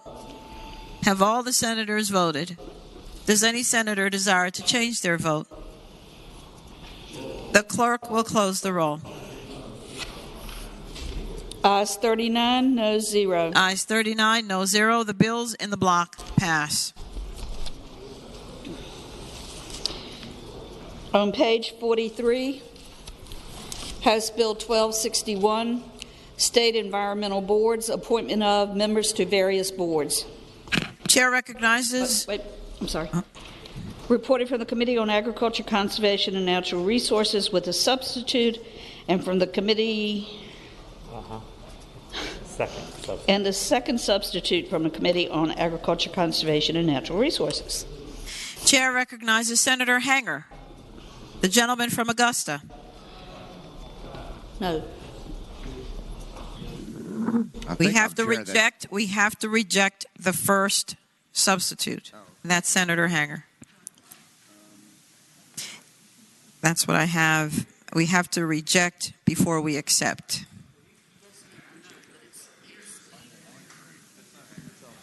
I get no respect. But I have it here. It's a mistake. All right. The calendar has a mistake. It is for Senator Peterson. The chair recognizes Senator Peterson. Okay. I thought I was living in 2015 there. Okay. It was maybe for you. All right. I think we want to begin by rejecting the substitute from, well, the first substitute. Rejecting the first substitute from the Ag, Conservation, and Natural Resources. So I move that we reject the first substitute where I voted no. Now reject it, please. The question is, shall the substitute, the first substitute from the Committee on Agriculture, Conservation, and Natural Resources be with the recommendation that it be rejected, shall it be accepted? All in favor of the motion will say aye. Those opposed, no. No. The first substitute is rejected. Again, Senator Peterson. Thank you, Madam President. Now we're going to get to the real substitute, which came out of Ag and Natural Resources on Tuesday afternoon. This basically has to do with the composition of the Air and Water Boards, as well as the Waste Management Board. And it has 2 members from each legislative body and then 3 members appointed by the governor. And I think we finally all got on the same page here, at least most of us. And so I would ask that we accept the substitute from the Ag and Natural Resources where I voted yes, and I make that motion. Madam President. Chair recognizes Senator Suderline, the gentleman from Roanoke County. Will the Chair of Agriculture yield for a clarifying question? I yield. Will the Chair yield? I yield. Senator Suderline has the floor. Thank you, Madam President. Would the Senator tell me what was the numbers from the House and from the Senate? Senator Peterson. It's 2 and 2, and 3 from the governor. So we're finally going the right way on this. Senator Peterson. Well, on the basketball court, it was 3 and 3. I would have preferred 2 and 2, but it's 2 and 2 here. Thank you, Madam President. Senator Suderline. The question is, shall the substitute, the second substitute, from Agriculture, Conservation, and Natural Resources be accepted? Those in favor will say aye. Aye. Those opposed, no. The substitute is accepted. Senator Peterson. Thank you, Madam President. Now that we've got this bill in the correct posture, I move that we pass the bill and speak to the motion. The senator has the floor. Ladies and gentlemen of the Senate, this is the last iteration of the Boards and Commissions bill. We passed this through Senator Stewart's bill a couple weeks ago. This has been whittled down to where it's basically a membership criteria bill, and we've got it down to the 2 and 2 plus 3. I know not everyone was enthusiastic about this bill. This is really just a follow-on, just so we can basically share the power for the Air, Water, and Waste Management Board. So with that explanation, I move the bill pass. The question is, shall the bill pass? Those in favor of passage will record their votes aye. Those opposed, no. Are the senators ready to vote? Have all the senators voted? Does any senator desire to change their vote? The clerk will close the roll. Ayes 29, noes 10. Ayes 29, noes 10. The bill passes. House Bill 68, voter registration, presumption of domicile, members of uniformed service, and others. Madam President. Chair recognizes Senator Lucas, the gentlelady from Portsmouth. I'd like for House Bill 68 to go by for the day. Without objection, House Bill 68 goes by for the day. House Bill 238, juvenile boot camps, eliminates authority of the Department of Juvenile Justice to establish. Reported from the Committee on Finance and Appropriations. Chair recognizes Senator Edwards, the gentleman from Roanoke City. Finance and Appropriations. Madam President, I could. Chair recognizes the gentleman from Bath, Senator Deeds. I move that the bill pass. And and speaking briefly to that, the senator has the floor. This bill is now identical to Senate Bill 6546, which was carried by the senator from Western Fairfax. It does away with the authority to have juvenile boot camps. It reflects basically reality of today's world. We don't have any more boot camps. I move the bill pass. Replace it with Marine Corps boot camps? The question is, shall the bill pass? Those in favor of passage will record their votes aye. Those opposed, no. Are the senators ready to vote?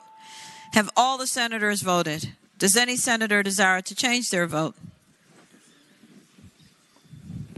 The clerk will close the roll. Ayes 35, noes 4. Ayes 35, noes 4. The bill passes.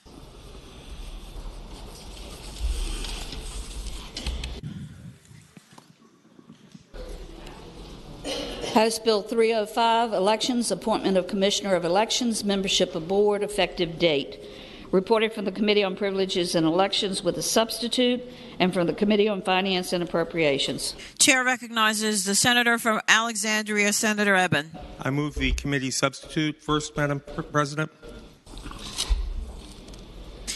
The question is, shall the committee substitute be agreed to? Those in favor will say aye. Aye. Those opposed, no. The committee substitute is agreed to. Senator Eben. I move the bill pass, and speaking to that motion. The senator has the floor. This bill is conformed to the senator from Fauquier's bill about the Board of Elections membership and the appointment of the Director of Elections as making that more an independent vote of the board, and it further has a tiebreaker in case there should be a tie with a retired judge available in that capacity. I move the bill pass. The question is, shall the bill pass? Those in favor of passage will record their votes aye. Those opposed, no. Are the senators ready to vote? Have all the senators voted? Does any senator desire to change their vote? The clerk will close the roll. Ayes 38, noes 1. Ayes 38, noes 1. The bill passes. House Bill 484, Virginia Initiative for Education and Work, Exemption for Post-Secondary Students. Reported from the Committee on Rehabilitation and Social Services and from the Committee on Finance and Appropriations with an amendment. Chair recognizes Senator Favola, the gentlelady from Arlington. Thank you, Madam President. Madam President, I move that the bill pass. And speaking to that motion, the senator has the floor. I first believe, maybe I'll withdraw my amendment because the Finance Committee does have an amendment that they want to place. So I will. Do you want to? Okay. We have that. So will you make that motion, or will the Senator Howell make the motion? Okay, Madam President, I move that the amendment from Senate Finance be adopted. The question is, shall the committee amendment be agreed to? Those in favor will say aye. Those opposed, no. The committee amendment from Finance and Appropriations is accepted. Senator Favola. Thank you, Madam President. Madam President, I move that House Bill 484 pass, and speaking to that motion. The senator has the floor. Thank you, Madam President. For families that are enrolled in the temporary assistance for, it would be the temporary assistance for needy families, they also have a Virginia initiative for education and work. What this bill does is it allows those families to not participate in that Virginia initiative as long as they're enrolled full-time in an academic program, so they're participating in a pathway towards getting a degree or a certificate or a credential. So this is very much a pathway towards self-sufficiency, and I hope the bill passes. Thank you, Madam President. The question is, shall the bill pass? Those in favor of passage will record their votes aye. Those opposed, no. Are the senators ready to vote? Have all the senators voted? Does any senator desire to change their vote? The clerk will close the roll. Ayes 39, noes 0. Ayes 39, noes 0. The bill passes.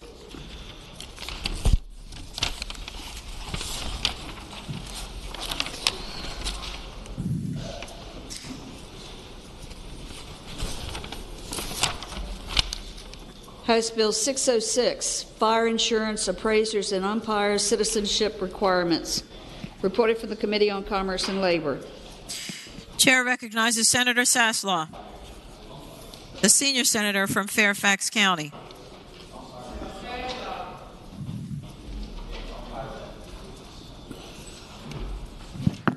Excuse me, Madam Chairman.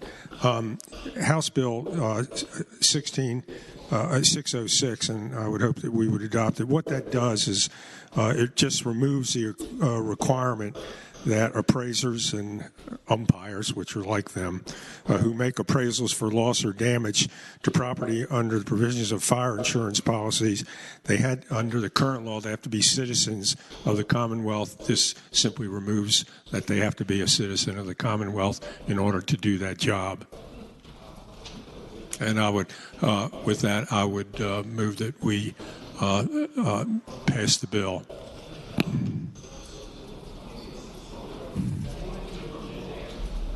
The question is, shall the bill pass? Madam President. Chair recognizes Senator McDougall, the gentleman from Hanover. Madam President, would Senator yield for a question? Yeah. Senator McDougall has the floor. Madam President, the gentleman indicated citizenship, but I thought we used residency in Virginia. I'm sorry, residency. Okay. Residents of the Commonwealth. So, Senator McDougall. Madam President, so further question. If I understand that this means that an individual would not have to be a resident of Virginia. Senator Sasslaw. A resident of any country or any state. Well, it doesn't state directly that, but they don't have to be a resident of the Commonwealth in order to be an appraiser.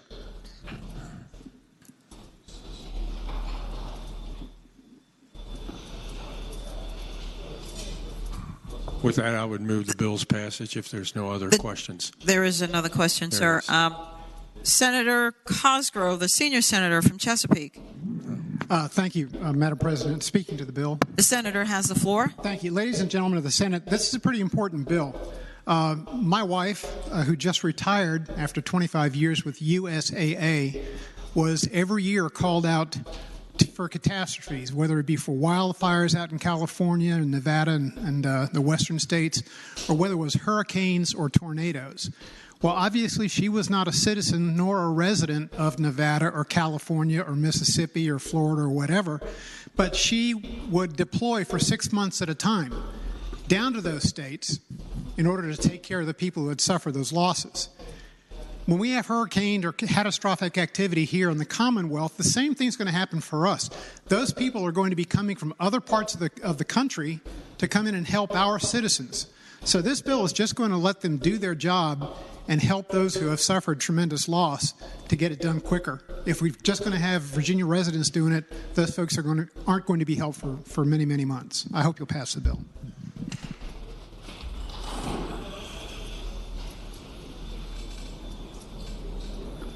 The question is, shall the bill pass? Those in favor of passage will record their votes aye. Those opposed, no. Are the senators ready to vote? Have all the senators voted? Does any senator desire to change their vote? The clerk will close the roll. Ayes 36, noes 3. Ayes 36, noes 3. The bill passes. House Bill 1067, Enhanced Nutrient Removal Certainty Program, Fredericksburg Wastewater Treatment Facility. Reported from the Committee on Finance and Appropriations.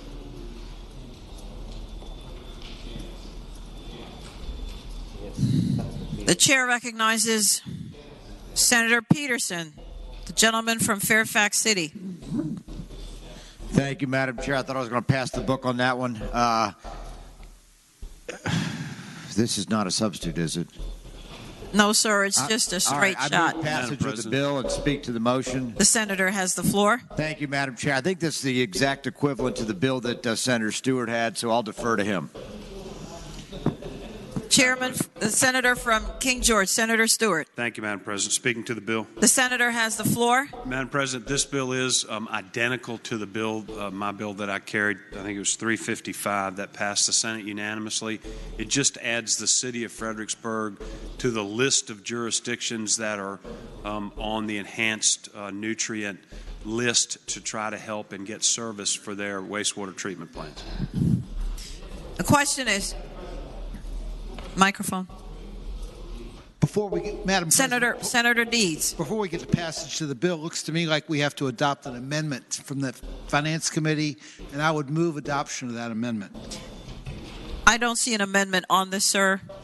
It's on the top of page. It's on 1067. It's on the. It's page 46, bottom of page 46. I'm on the wrong one. I made that mistake originally. But thank you, sir.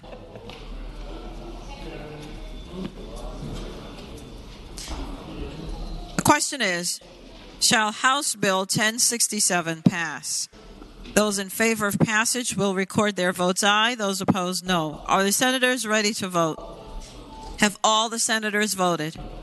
Does any senator desire to change their vote?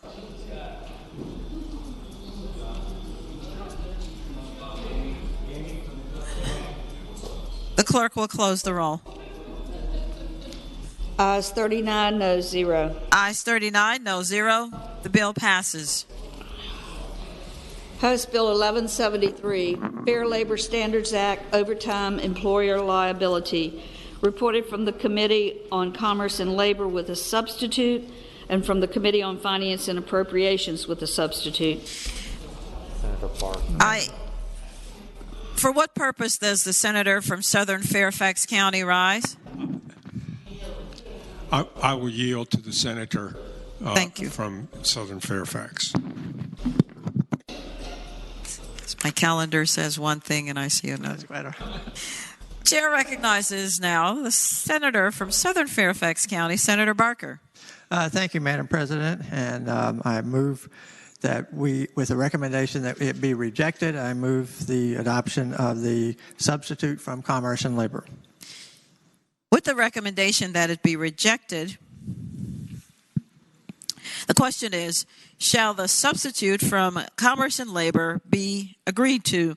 Those in favor will say aye. Those opposed, no. No. The noes have it. The substitute is rejected. Again, the gentleman from Southern Fairfax County. Thank you, Madam President. And this time I move that we do agree and adopt the substitute from Finance and Appropriations. The question is, shall the substitute from Finance and Appropriations be agreed to? Those in favor will say aye. Aye. Those opposed, no. The substitute from Finance and Labor is agreed to. Senator Barker. Yes, Madam President. I move that for passage of the bill and speaking to the bill. The senator has the floor.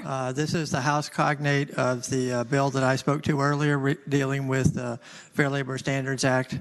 As was stated then, we've worked with all the parties, both labor and business, and none of them are opposing the compromise that we have been able to strike here. And I would hope it would be the pleasure of the body to pass the bill now. The question is, shall the bill pass? Those in favor of passage will record their votes aye. Those opposed, no. Are the senators ready to vote? Have all the senators voted? Does any senator desire to change their vote? The clerk will close the roll. Ayes 33, no 6. Ayes 33, no 6. The bill passes. House Bill 1220, SNAP benefits waiver to allow inmates of correctional facilities to apply prior to release. Reported from the Committee on Finance and Appropriations with an amendment. Chair recognizes Senator Howell, gentlelady from Northern Fairfax County. Thank you, Madam President. I move the amendment be agreed to. The question is, shall the committee amendment be agreed to? Those in favor will say aye. Aye. Those opposed, no. The committee amendment is agreed to. Senator Howell. I think Senator Favola is going to take Or Senator Favola, gentlelady from Arlington. Thank you, Madam President. House Bill 1270 was reported out of Rehab and Social Services. It is a Section 1 bill. I move its passage. What this bill does is it directs the Department of Social Services to request a waiver from the USDA, so individuals who are in the custody of our state and local jails, before they are released, they can apply for SNAP benefits. And the Section 1 bill actually requires that the waiver take place and that a process be identified for these individuals to apply. Again, I think it's a very important reentry bill, and I hope that it is the pleasure of the body to pass it. The question is, shall the bill pass? Those in favor of passage will record their votes aye. Those opposed, no. Madam President. Chair recognizes the gentleman from Southern Fairfax County, Senator Barker. Yeah, clarification. According to the docket here, There was an amendment from the Committee on Finance and Appropriations. Was that adopted? Okay. All right. Good. It was agreed to, sir.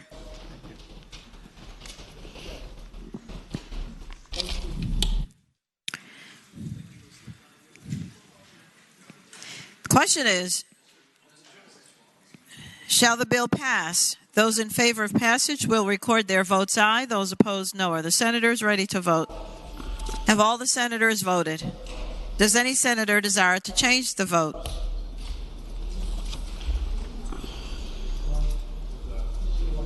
The clerk will close the roll. Ayes 33, noes 5. Ayes 33, noes 5. The bill passes. House Bill 1303, Virginia Freedom of Information Act, Virginia Parole Board member votes. Reported from the Committee on Finance and Appropriations. Chair recognizes Senator Barker, the gentleman from southern Fairfax County. Madam President, I move passage of the bill. And speaking to that, The gentleman has the floor. this is the same as a bill that we had in the Senate previously, and we had it in the Senate, and it passed it out of the Senate not only this year, but 2 previous years, dealing with this issue here. And it would just provide that under the Freedom of Information Act, people would be able to request information regarding how the parole board members had voted on an action that was taken there. And I would hope it be the pleasure of the body to adopt the bill here. So.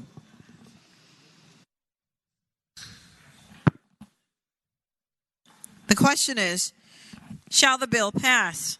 Those in favor of passage will record their votes aye. Those opposed, no. Are the senators ready to vote? Have all the senators voted? Does any senator desire to change their vote?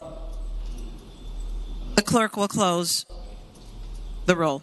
Ayes 37, noes 2. Ayes 37, noes 2. The bill passes. House Bill 1323, Pharmacists' Initiation of Treatment and Dispensing and Administration of Vaccines.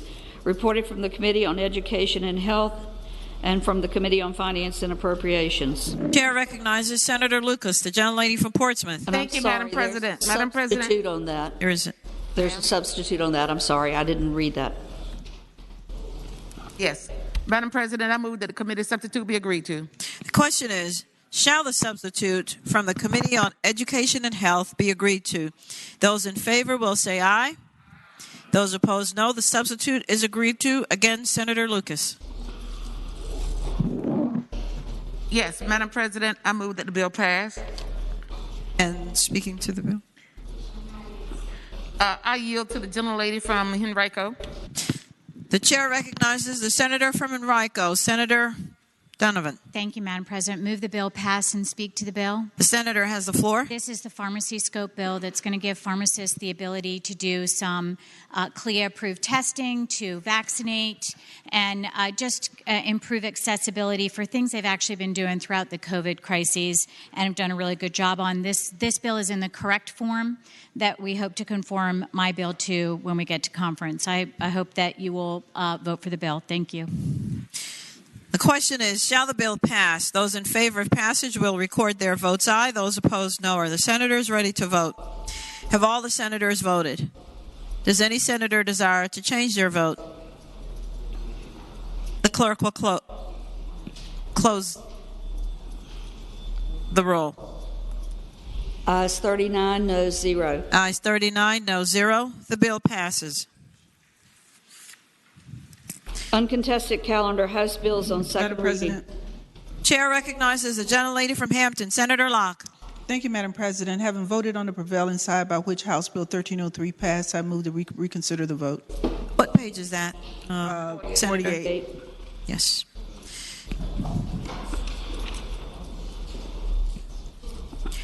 The question is, shall the vote by which House Bill 1303 passed be reconsidered? Those in favor of that motion will record their votes aye. Those opposed, no. Are the senators ready to vote? Have all the senators voted? Does any senator desire to change their vote?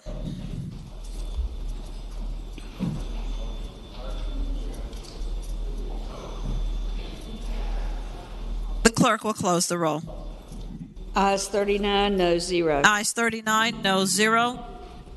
The bill is being reconsidered. Senator Barker. Madam President, Chair recognizes Senator Suderline, the gentleman from Roanoke County. just because it is up a second time, and this is a great bill. For what purpose does the gentleman rise? To move the passage of the bill. It's being reconsidered, and I want to move its passage. You can do that, sir. You may continue. Thank you, Madam President. I just wanted to speak briefly. I appreciated that the chair of general laws, who moved the bill the first time we voted on it, was very fair every time this bill came up, which unfortunately I got to bring through the Senate 3 times because the other body wasn't as we never got to present the bill on the other side. And even though it was a lot of folks had strong opinions about it, we always got a fair hearing. And I just wanted to thank the chair of general laws, and I again move the passage of the bill.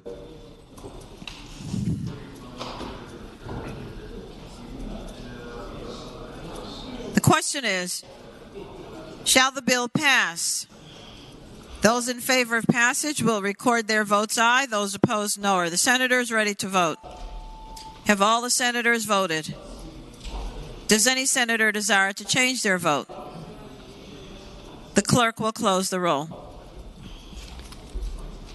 Ayes no, excuse me, yeas 36, noes 3. Ayes 36, noes 3. The bill passes.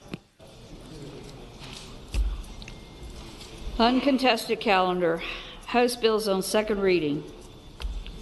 Chair recognizes the senior senator from Fairfax County, Senator Saslaw. Madam President, I move that all House bills on second reading on the uncontested regular calendars, that's pages 49 through 68, and that's House Bill 199 through House Bill 1310, that the rules be suspended and the second constitutional reading of the titles be dispensed with. The question is, shall the rules be suspended and the second reading of the titles of House bills on the uncontested and regular calendars, pages 49 through 68, House bills 199 through 1310, be dispensed with? All in favor of the motion will record their votes aye. Those opposed, no. Are the senators ready to vote? Have all the senators voted? Does any senator desire to change their vote? The clerk will close the roll. Ayes 39, no 0. Ayes 39, no 0. The reading of the titles is dispensed with. Chair now calls again on the senior senator from Fairfax County, Senator Saslaw. Madam President, I now move that those House bills be passed by for the day. The question is, shall the House bills on the uncontested and regular calendars now on their third reading be passed by for the day? All in favor of the motion will say aye. Those opposed, no. The ayes have it. The bills will go by for the day. Uncontested calendar, Senate Joint Resolution on second reading. Senate Joint Resolution 169, confirming appointments by the governor. Reported from the Committee on Privileges and Elections. Chair recognizes Senator Eben, the gentleman from Alexandria. Madam Chairman, Madam President. Chair recognizes Senator Newman, the gentleman from Bedford. Madam President, with an apology to the senator from Alexandria, I'd like to have that resolution go by for the day. I have had the General Legislative Services look into what needs to have confirmation and what does not, and I'd like to have a conversation with the gentleman about that, so I'd ask for the resolution go by for the day. Without objection, Senate Joint Resolution 169 goes by for the day. Memorial resolutions. Chair recognizes Senator Saslaw, the gentleman from Fairfax County. Madam President, I move that the memorial resolutions on pages 68 through 73, that's HJR 166 through SR 29, be considered in a block in the usual manner, waiving the readings of the resolutions thereof, with the understanding that any senator desiring to remove a resolution from the block, please do so after the clerk has read the title of the resolution. The question is, Shall the memorial resolutions on pages 68 through 73, House Joint Resolution 166 through Senate Resolution 29, be considered in the block in the usual manner, waiving the reading of the resolutions thereof, with the understanding that any senator desiring a resolution to be removed from the block will do so after the clerk has read the title of the resolution. All in favor of the motion will say aye. Those opposed, no. The ayes have it. The motion is agreed to. The resolutions are before us in the block. Clerk will now read the titles of the memorial resolutions. House Joint Resolution 166, celebrating the life of the Honorable John Howson Rust, Jr. Madam President, that could come out of the block. Without objection, House Joint Resolution 166 is out of the block. House Joint Resolution 245, celebrating the life of Naval Air Crewman Second Class James P. Biriak, United States Navy. House Joint Resolution 246, celebrating the life of Pastor Kim William Bondis. House Joint Resolution 248, celebrating the life of the Reverend Dr. Clifton Whitaker, Jr. House Joint Resolution 249, celebrating the life of the Reverend E. Walter Anderson, Jr. House Joint Resolution 250, celebrating the life of Paul Reddick Hedges. House Joint Resolution 251, celebrating the life of Tony Darnell Cosby. House Joint Resolution 252, celebrating the life of Elizabeth Lindsay Graham Halsey. House Joint Resolution 253, celebrating the life of the Reverend Canon John Fletcher Lowe, Jr. House Joint Resolution 254, celebrating the life of William Harvey McWilliams, Jr. House Joint Resolution 255, celebrating the life of Ola Christian Bedrup, Jr. House Joint Resolution 256, celebrating the life of Linda Holt Armstrong. House Joint Resolution 257, celebrating the life of Perry Lee Briggs, Sr. House Joint Resolution 258, celebrating the life of John Gregory Blankenship. House Joint Resolution 259, celebrating the life of Ulysses Kirksey. House Joint Resolution 260, celebrating the life of Thelma Bland Watson, Ph.D. Madam President. Chair recognizes the senior senator from Richmond City, Senator McClellan. Thank you. Could House Joint Resolution 260 come out of the block and by for the day, please? Without objection, House Joint Resolution 260 is out of the block and by for the day. House Joint Resolution 265, celebrating the life of Lieutenant Colonel Thomas Taylor, United States Air Force, retired. House Joint Resolution 266, celebrating the life of James Martin Alexander, Jr. House Joint Resolution 273, celebrating the life of Hubert Clayton Davis.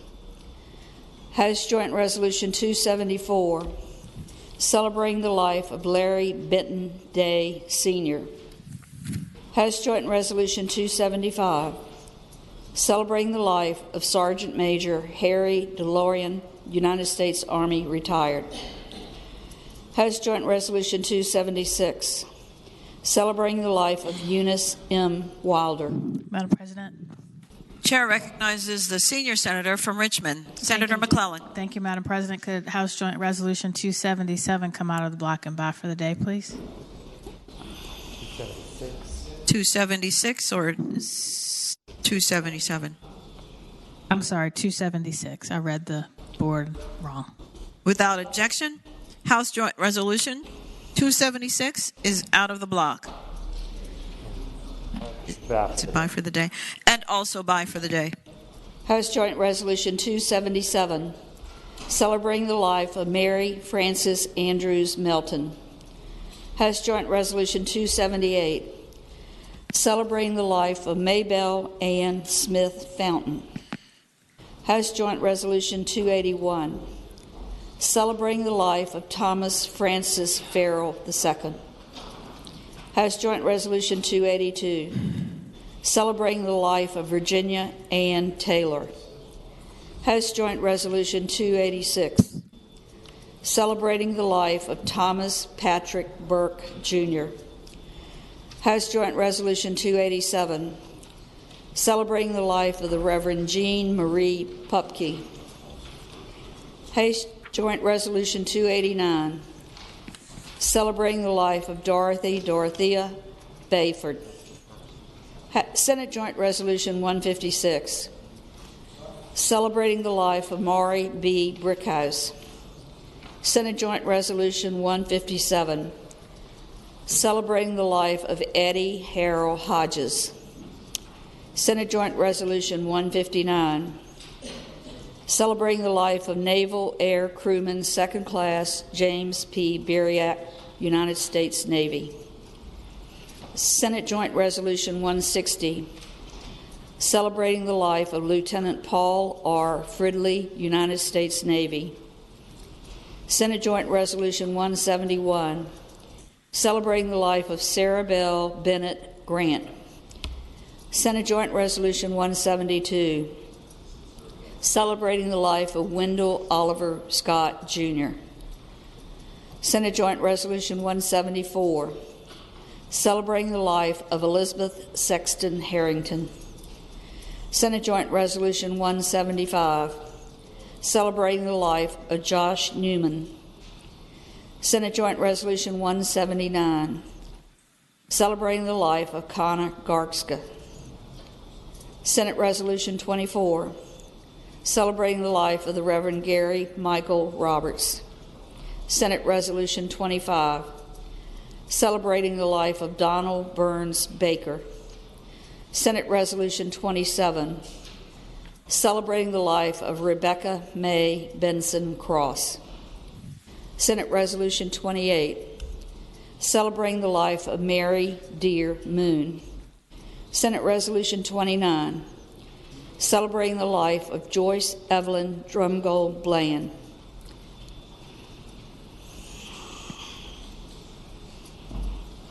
The resolutions will be agreed to in the usual manner. The Senate will be at ease.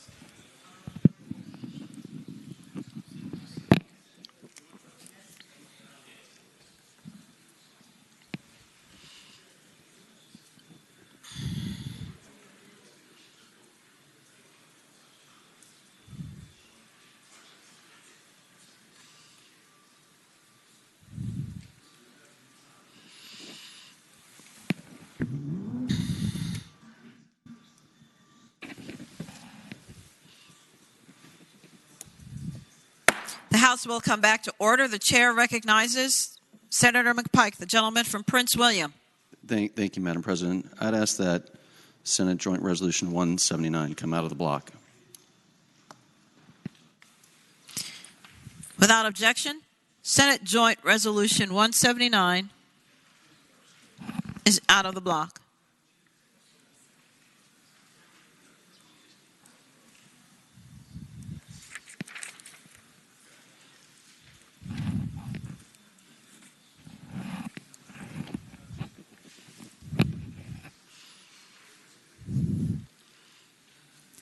Do the gentlemen rise for a purpose?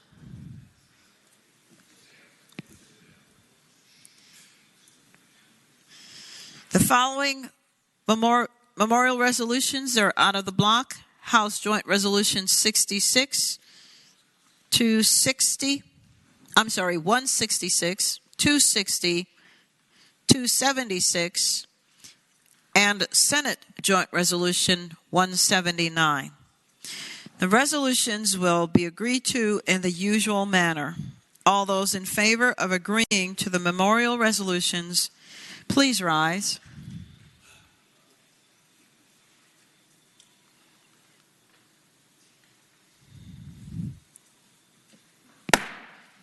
The resolutions are agreed to.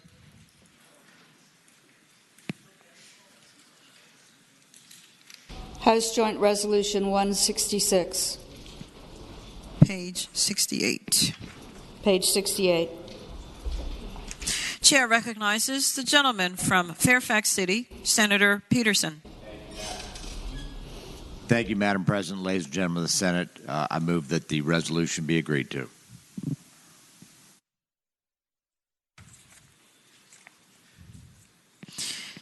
The question is, shall House Joint Resolution 166 be agreed to?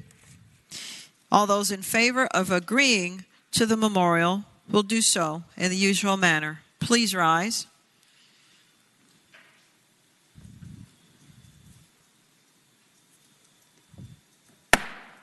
The resolution is agreed to.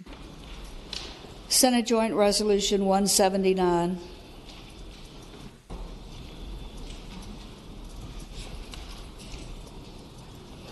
Chair recognizes Senator McBike, the gentleman from Prince William. Madam President, move that the resolution be agreed to.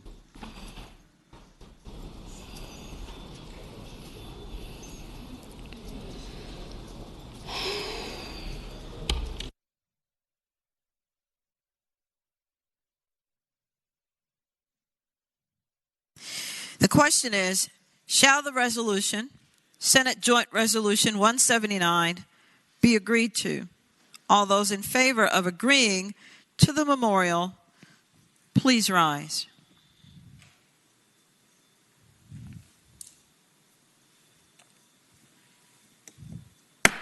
The resolution is agreed to. Commending resolutions.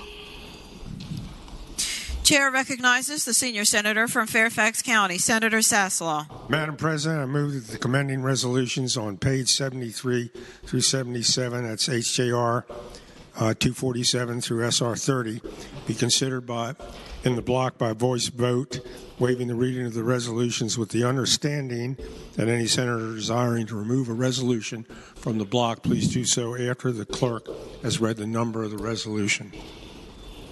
The question is, shall the commending resolutions on pages 73 through 77, House Joint Resolution 247 through Senate Resolution 30, be considered in the block by voice vote, waiving the reading of the resolutions, with the understanding that any senator desiring a resolution removed from the block will do so after the clerk has read the number of the resolution?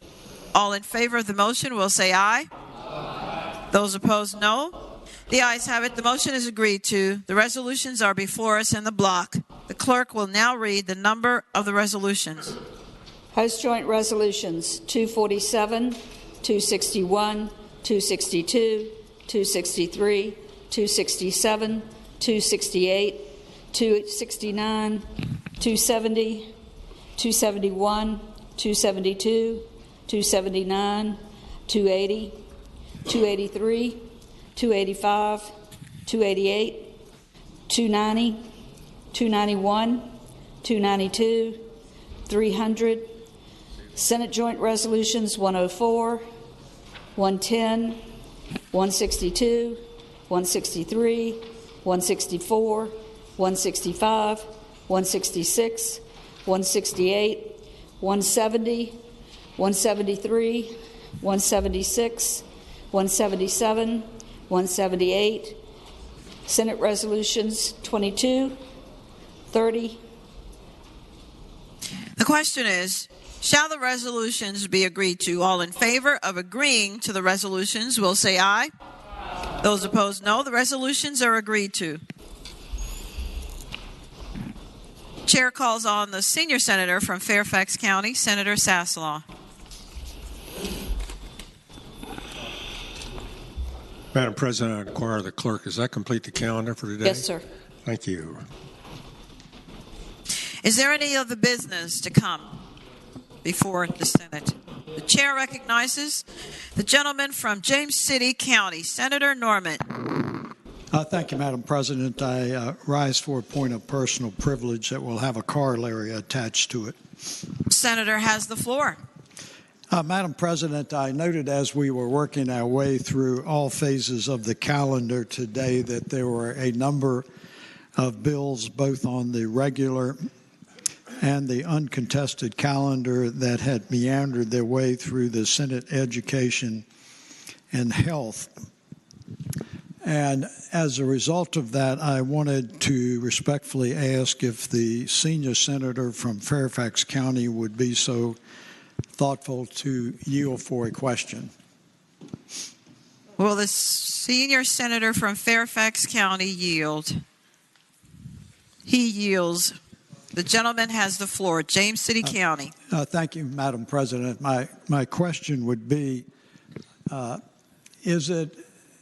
I correct in assuming that for any bill that appears on the calendar, on either the regular or uncontested calendar on third reading, must have been docketed and come through the Committee of Education and Health, if that is an appropriate subject area? Senator Saslaw. More than likely. Madam President. The senator from James City County. Further question. My second question would be to the gentleman.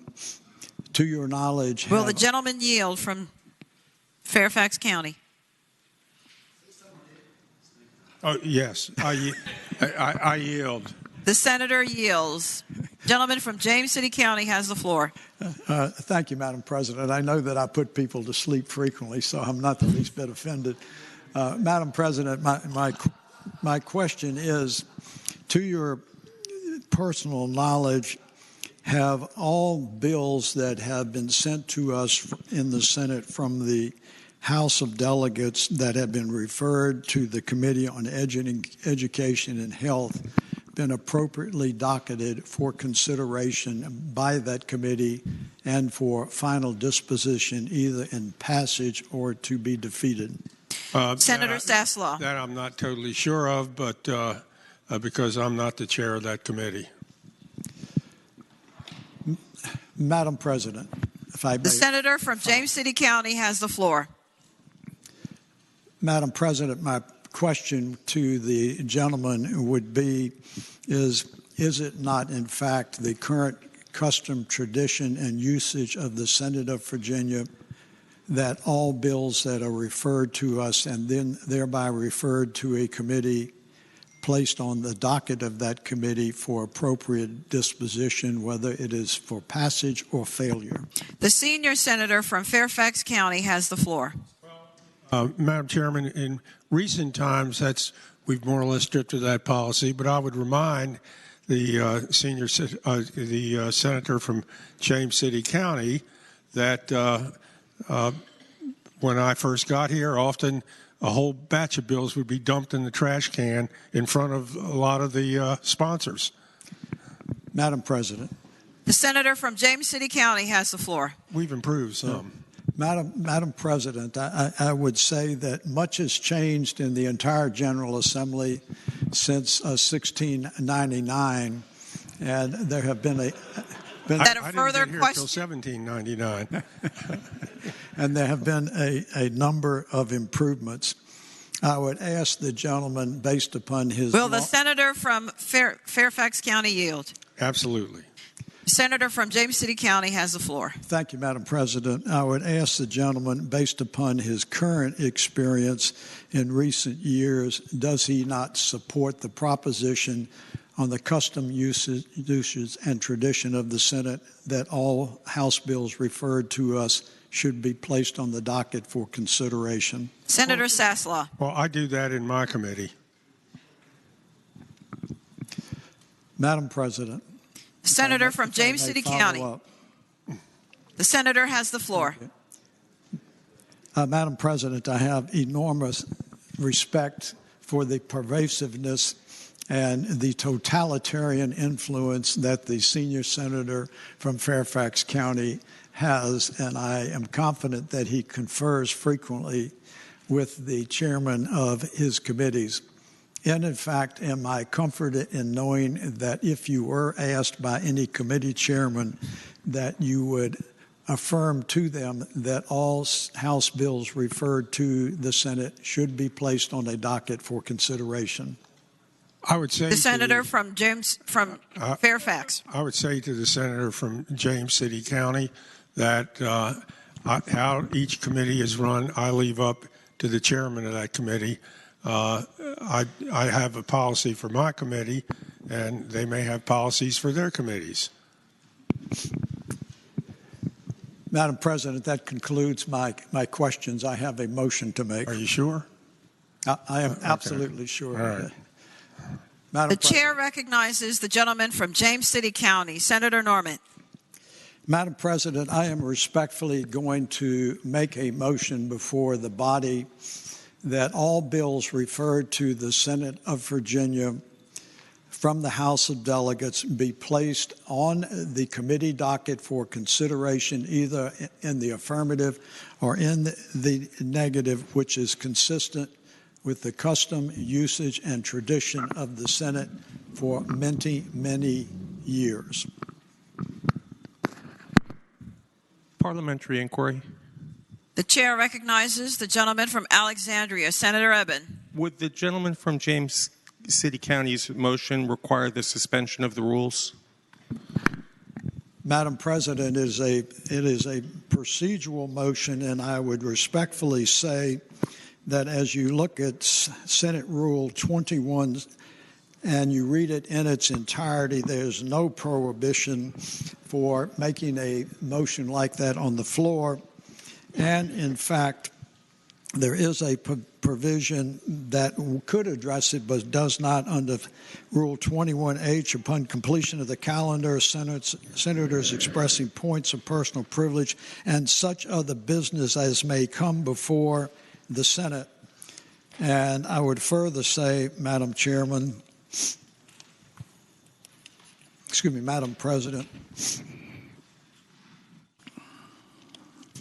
that under Rule 30, it does not require that the rules be suspended. It says every question shall be put in the affirmative, and the presiding officer shall declare whether the yeas and nays have met it. There is no prohibition against that whatsoever.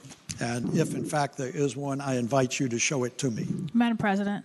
Chair recognizes the senior senator from Fairfax, from Richmond, Senator McClellan. Madam President, I ask that the Senate stand in recess until 3:20.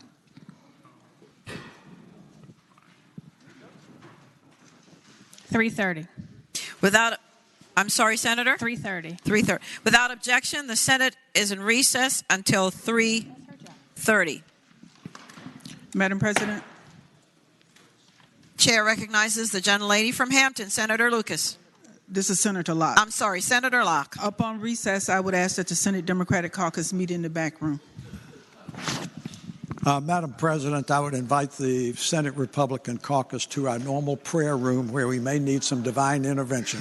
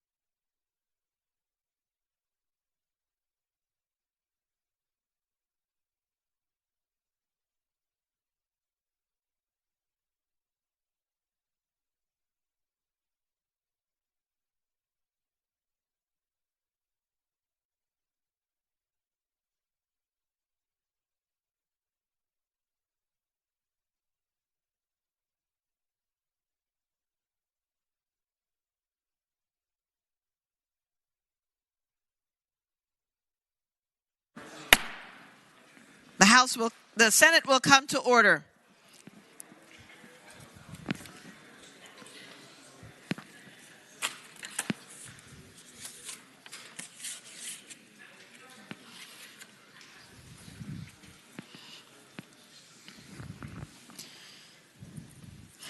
Chair recognizes the senior senator from Fairfax County, Senator Saslaw. Just a quick announcement.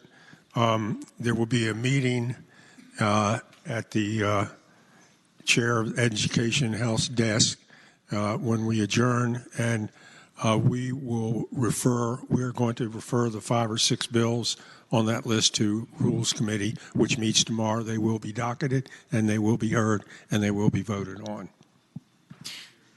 The chair recognizes the gentleman from James City County, Senator Norman.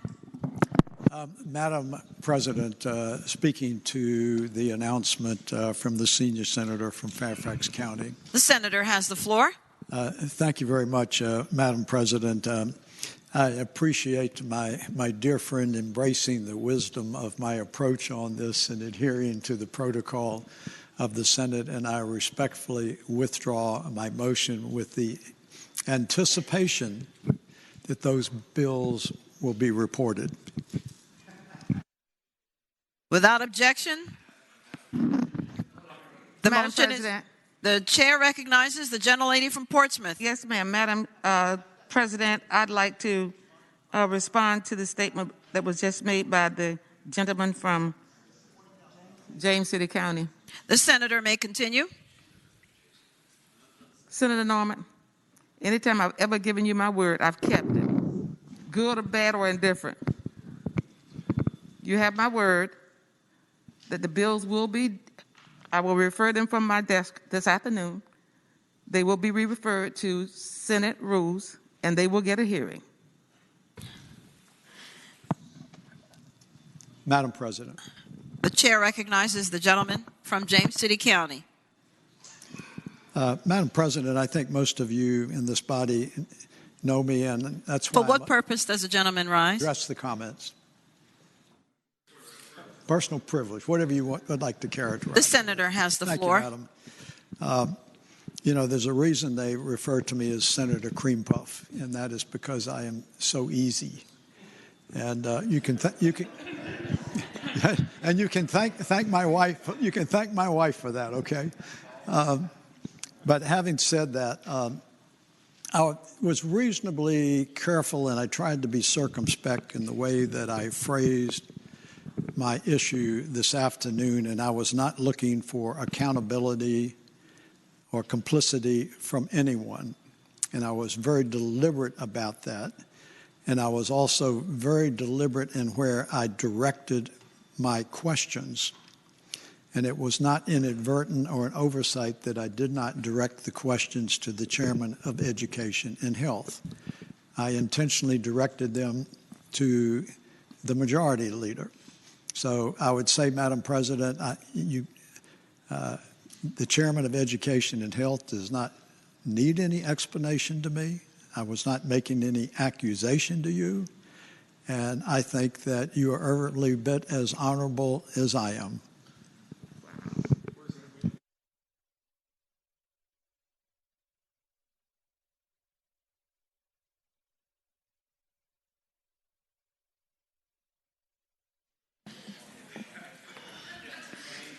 Just as a quick reminder to the senators that you must speak to myself, the chair.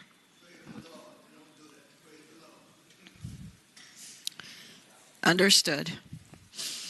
The chair recognizes now the senior senator from Richmond City, Senator McClellan. Thank you, Madam President. I rise for an announcement. The senator has the floor. Thank you, Madam President. In the spirit of bipartisan cooperation, on behalf of the senator from Washington, who is the co-chair of the Arts Caucus, and on behalf of the Legislative Black Caucus, just wanted to remind the body we are having a joint meeting today at 5 p.m. where we will have some special performances in honor of Black History Month. And given some of the tension we've had today, I think it's time for everybody to come have some good bipartisan fun.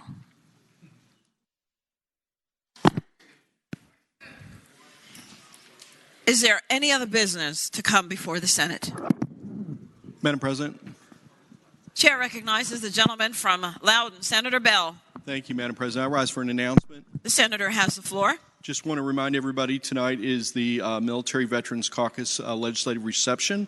It's at 6 p.m. to 8:30 p.m. at the Virginia War Memorial.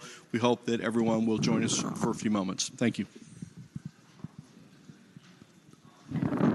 Chair recognizes the gentlelady from Portsmouth, Senator Lucas. Thank you, Madam President. Madam President, I thought as the chair of Education and Health, I should stand up and make this announcement myself. Yes, ma'am. The senator may continue. Yes, ma'am.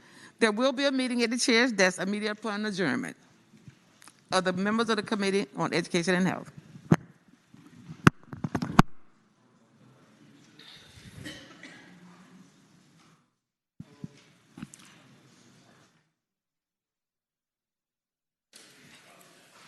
Hearing no other business, the clerk will now report any announcements on the desk. Conferees on the part of the Senate for House Bill 682, named by the chairs of Judiciary, Senators Edwards and Deeds, Boysko, and Obenshain. On House Bill 1053 is named by the co-chairs of, the Chair of Rehabilitation and Social Services, Senator Favola, Senators Morrissey, Boysko, and Reeves. On House Bill 1304 is named by the Chair of General Laws and Technology, Senator Barker, or Senators Boysko, Hashmi, and Donovan. And on House Bill 1306, the conferees on the part of the Senate is named by the co-chairs of Judiciary, Senators Edwards and Deeds, Senators Eben, McClellan, and Stanley.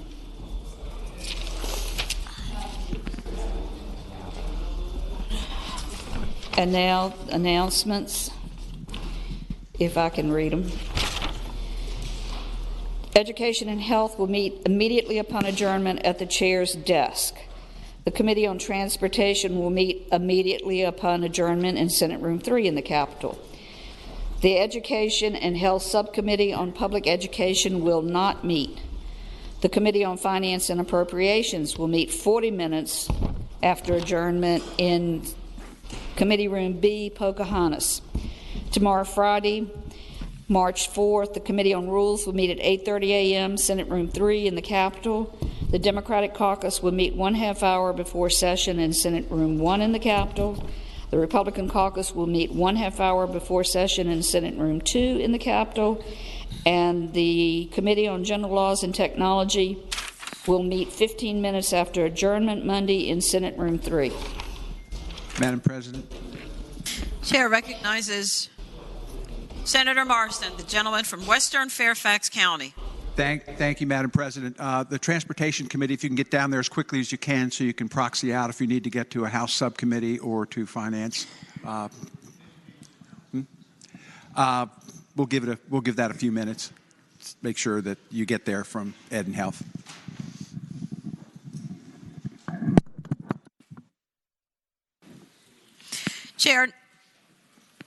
Chair now calls on the Senator from Portsmouth, Senator Lucas. Thank you, Madam President. Madam President, I move that the Senate do now adjourn until 11 a.m. tomorrow. The question is, shall the Senate adjourn until 11 a.m. tomorrow? All in favor of the motion will say aye. Those opposed, no. The ayes have it. The motion is agreed to. The Senate stands adjourned until 11 a.m. tomorrow.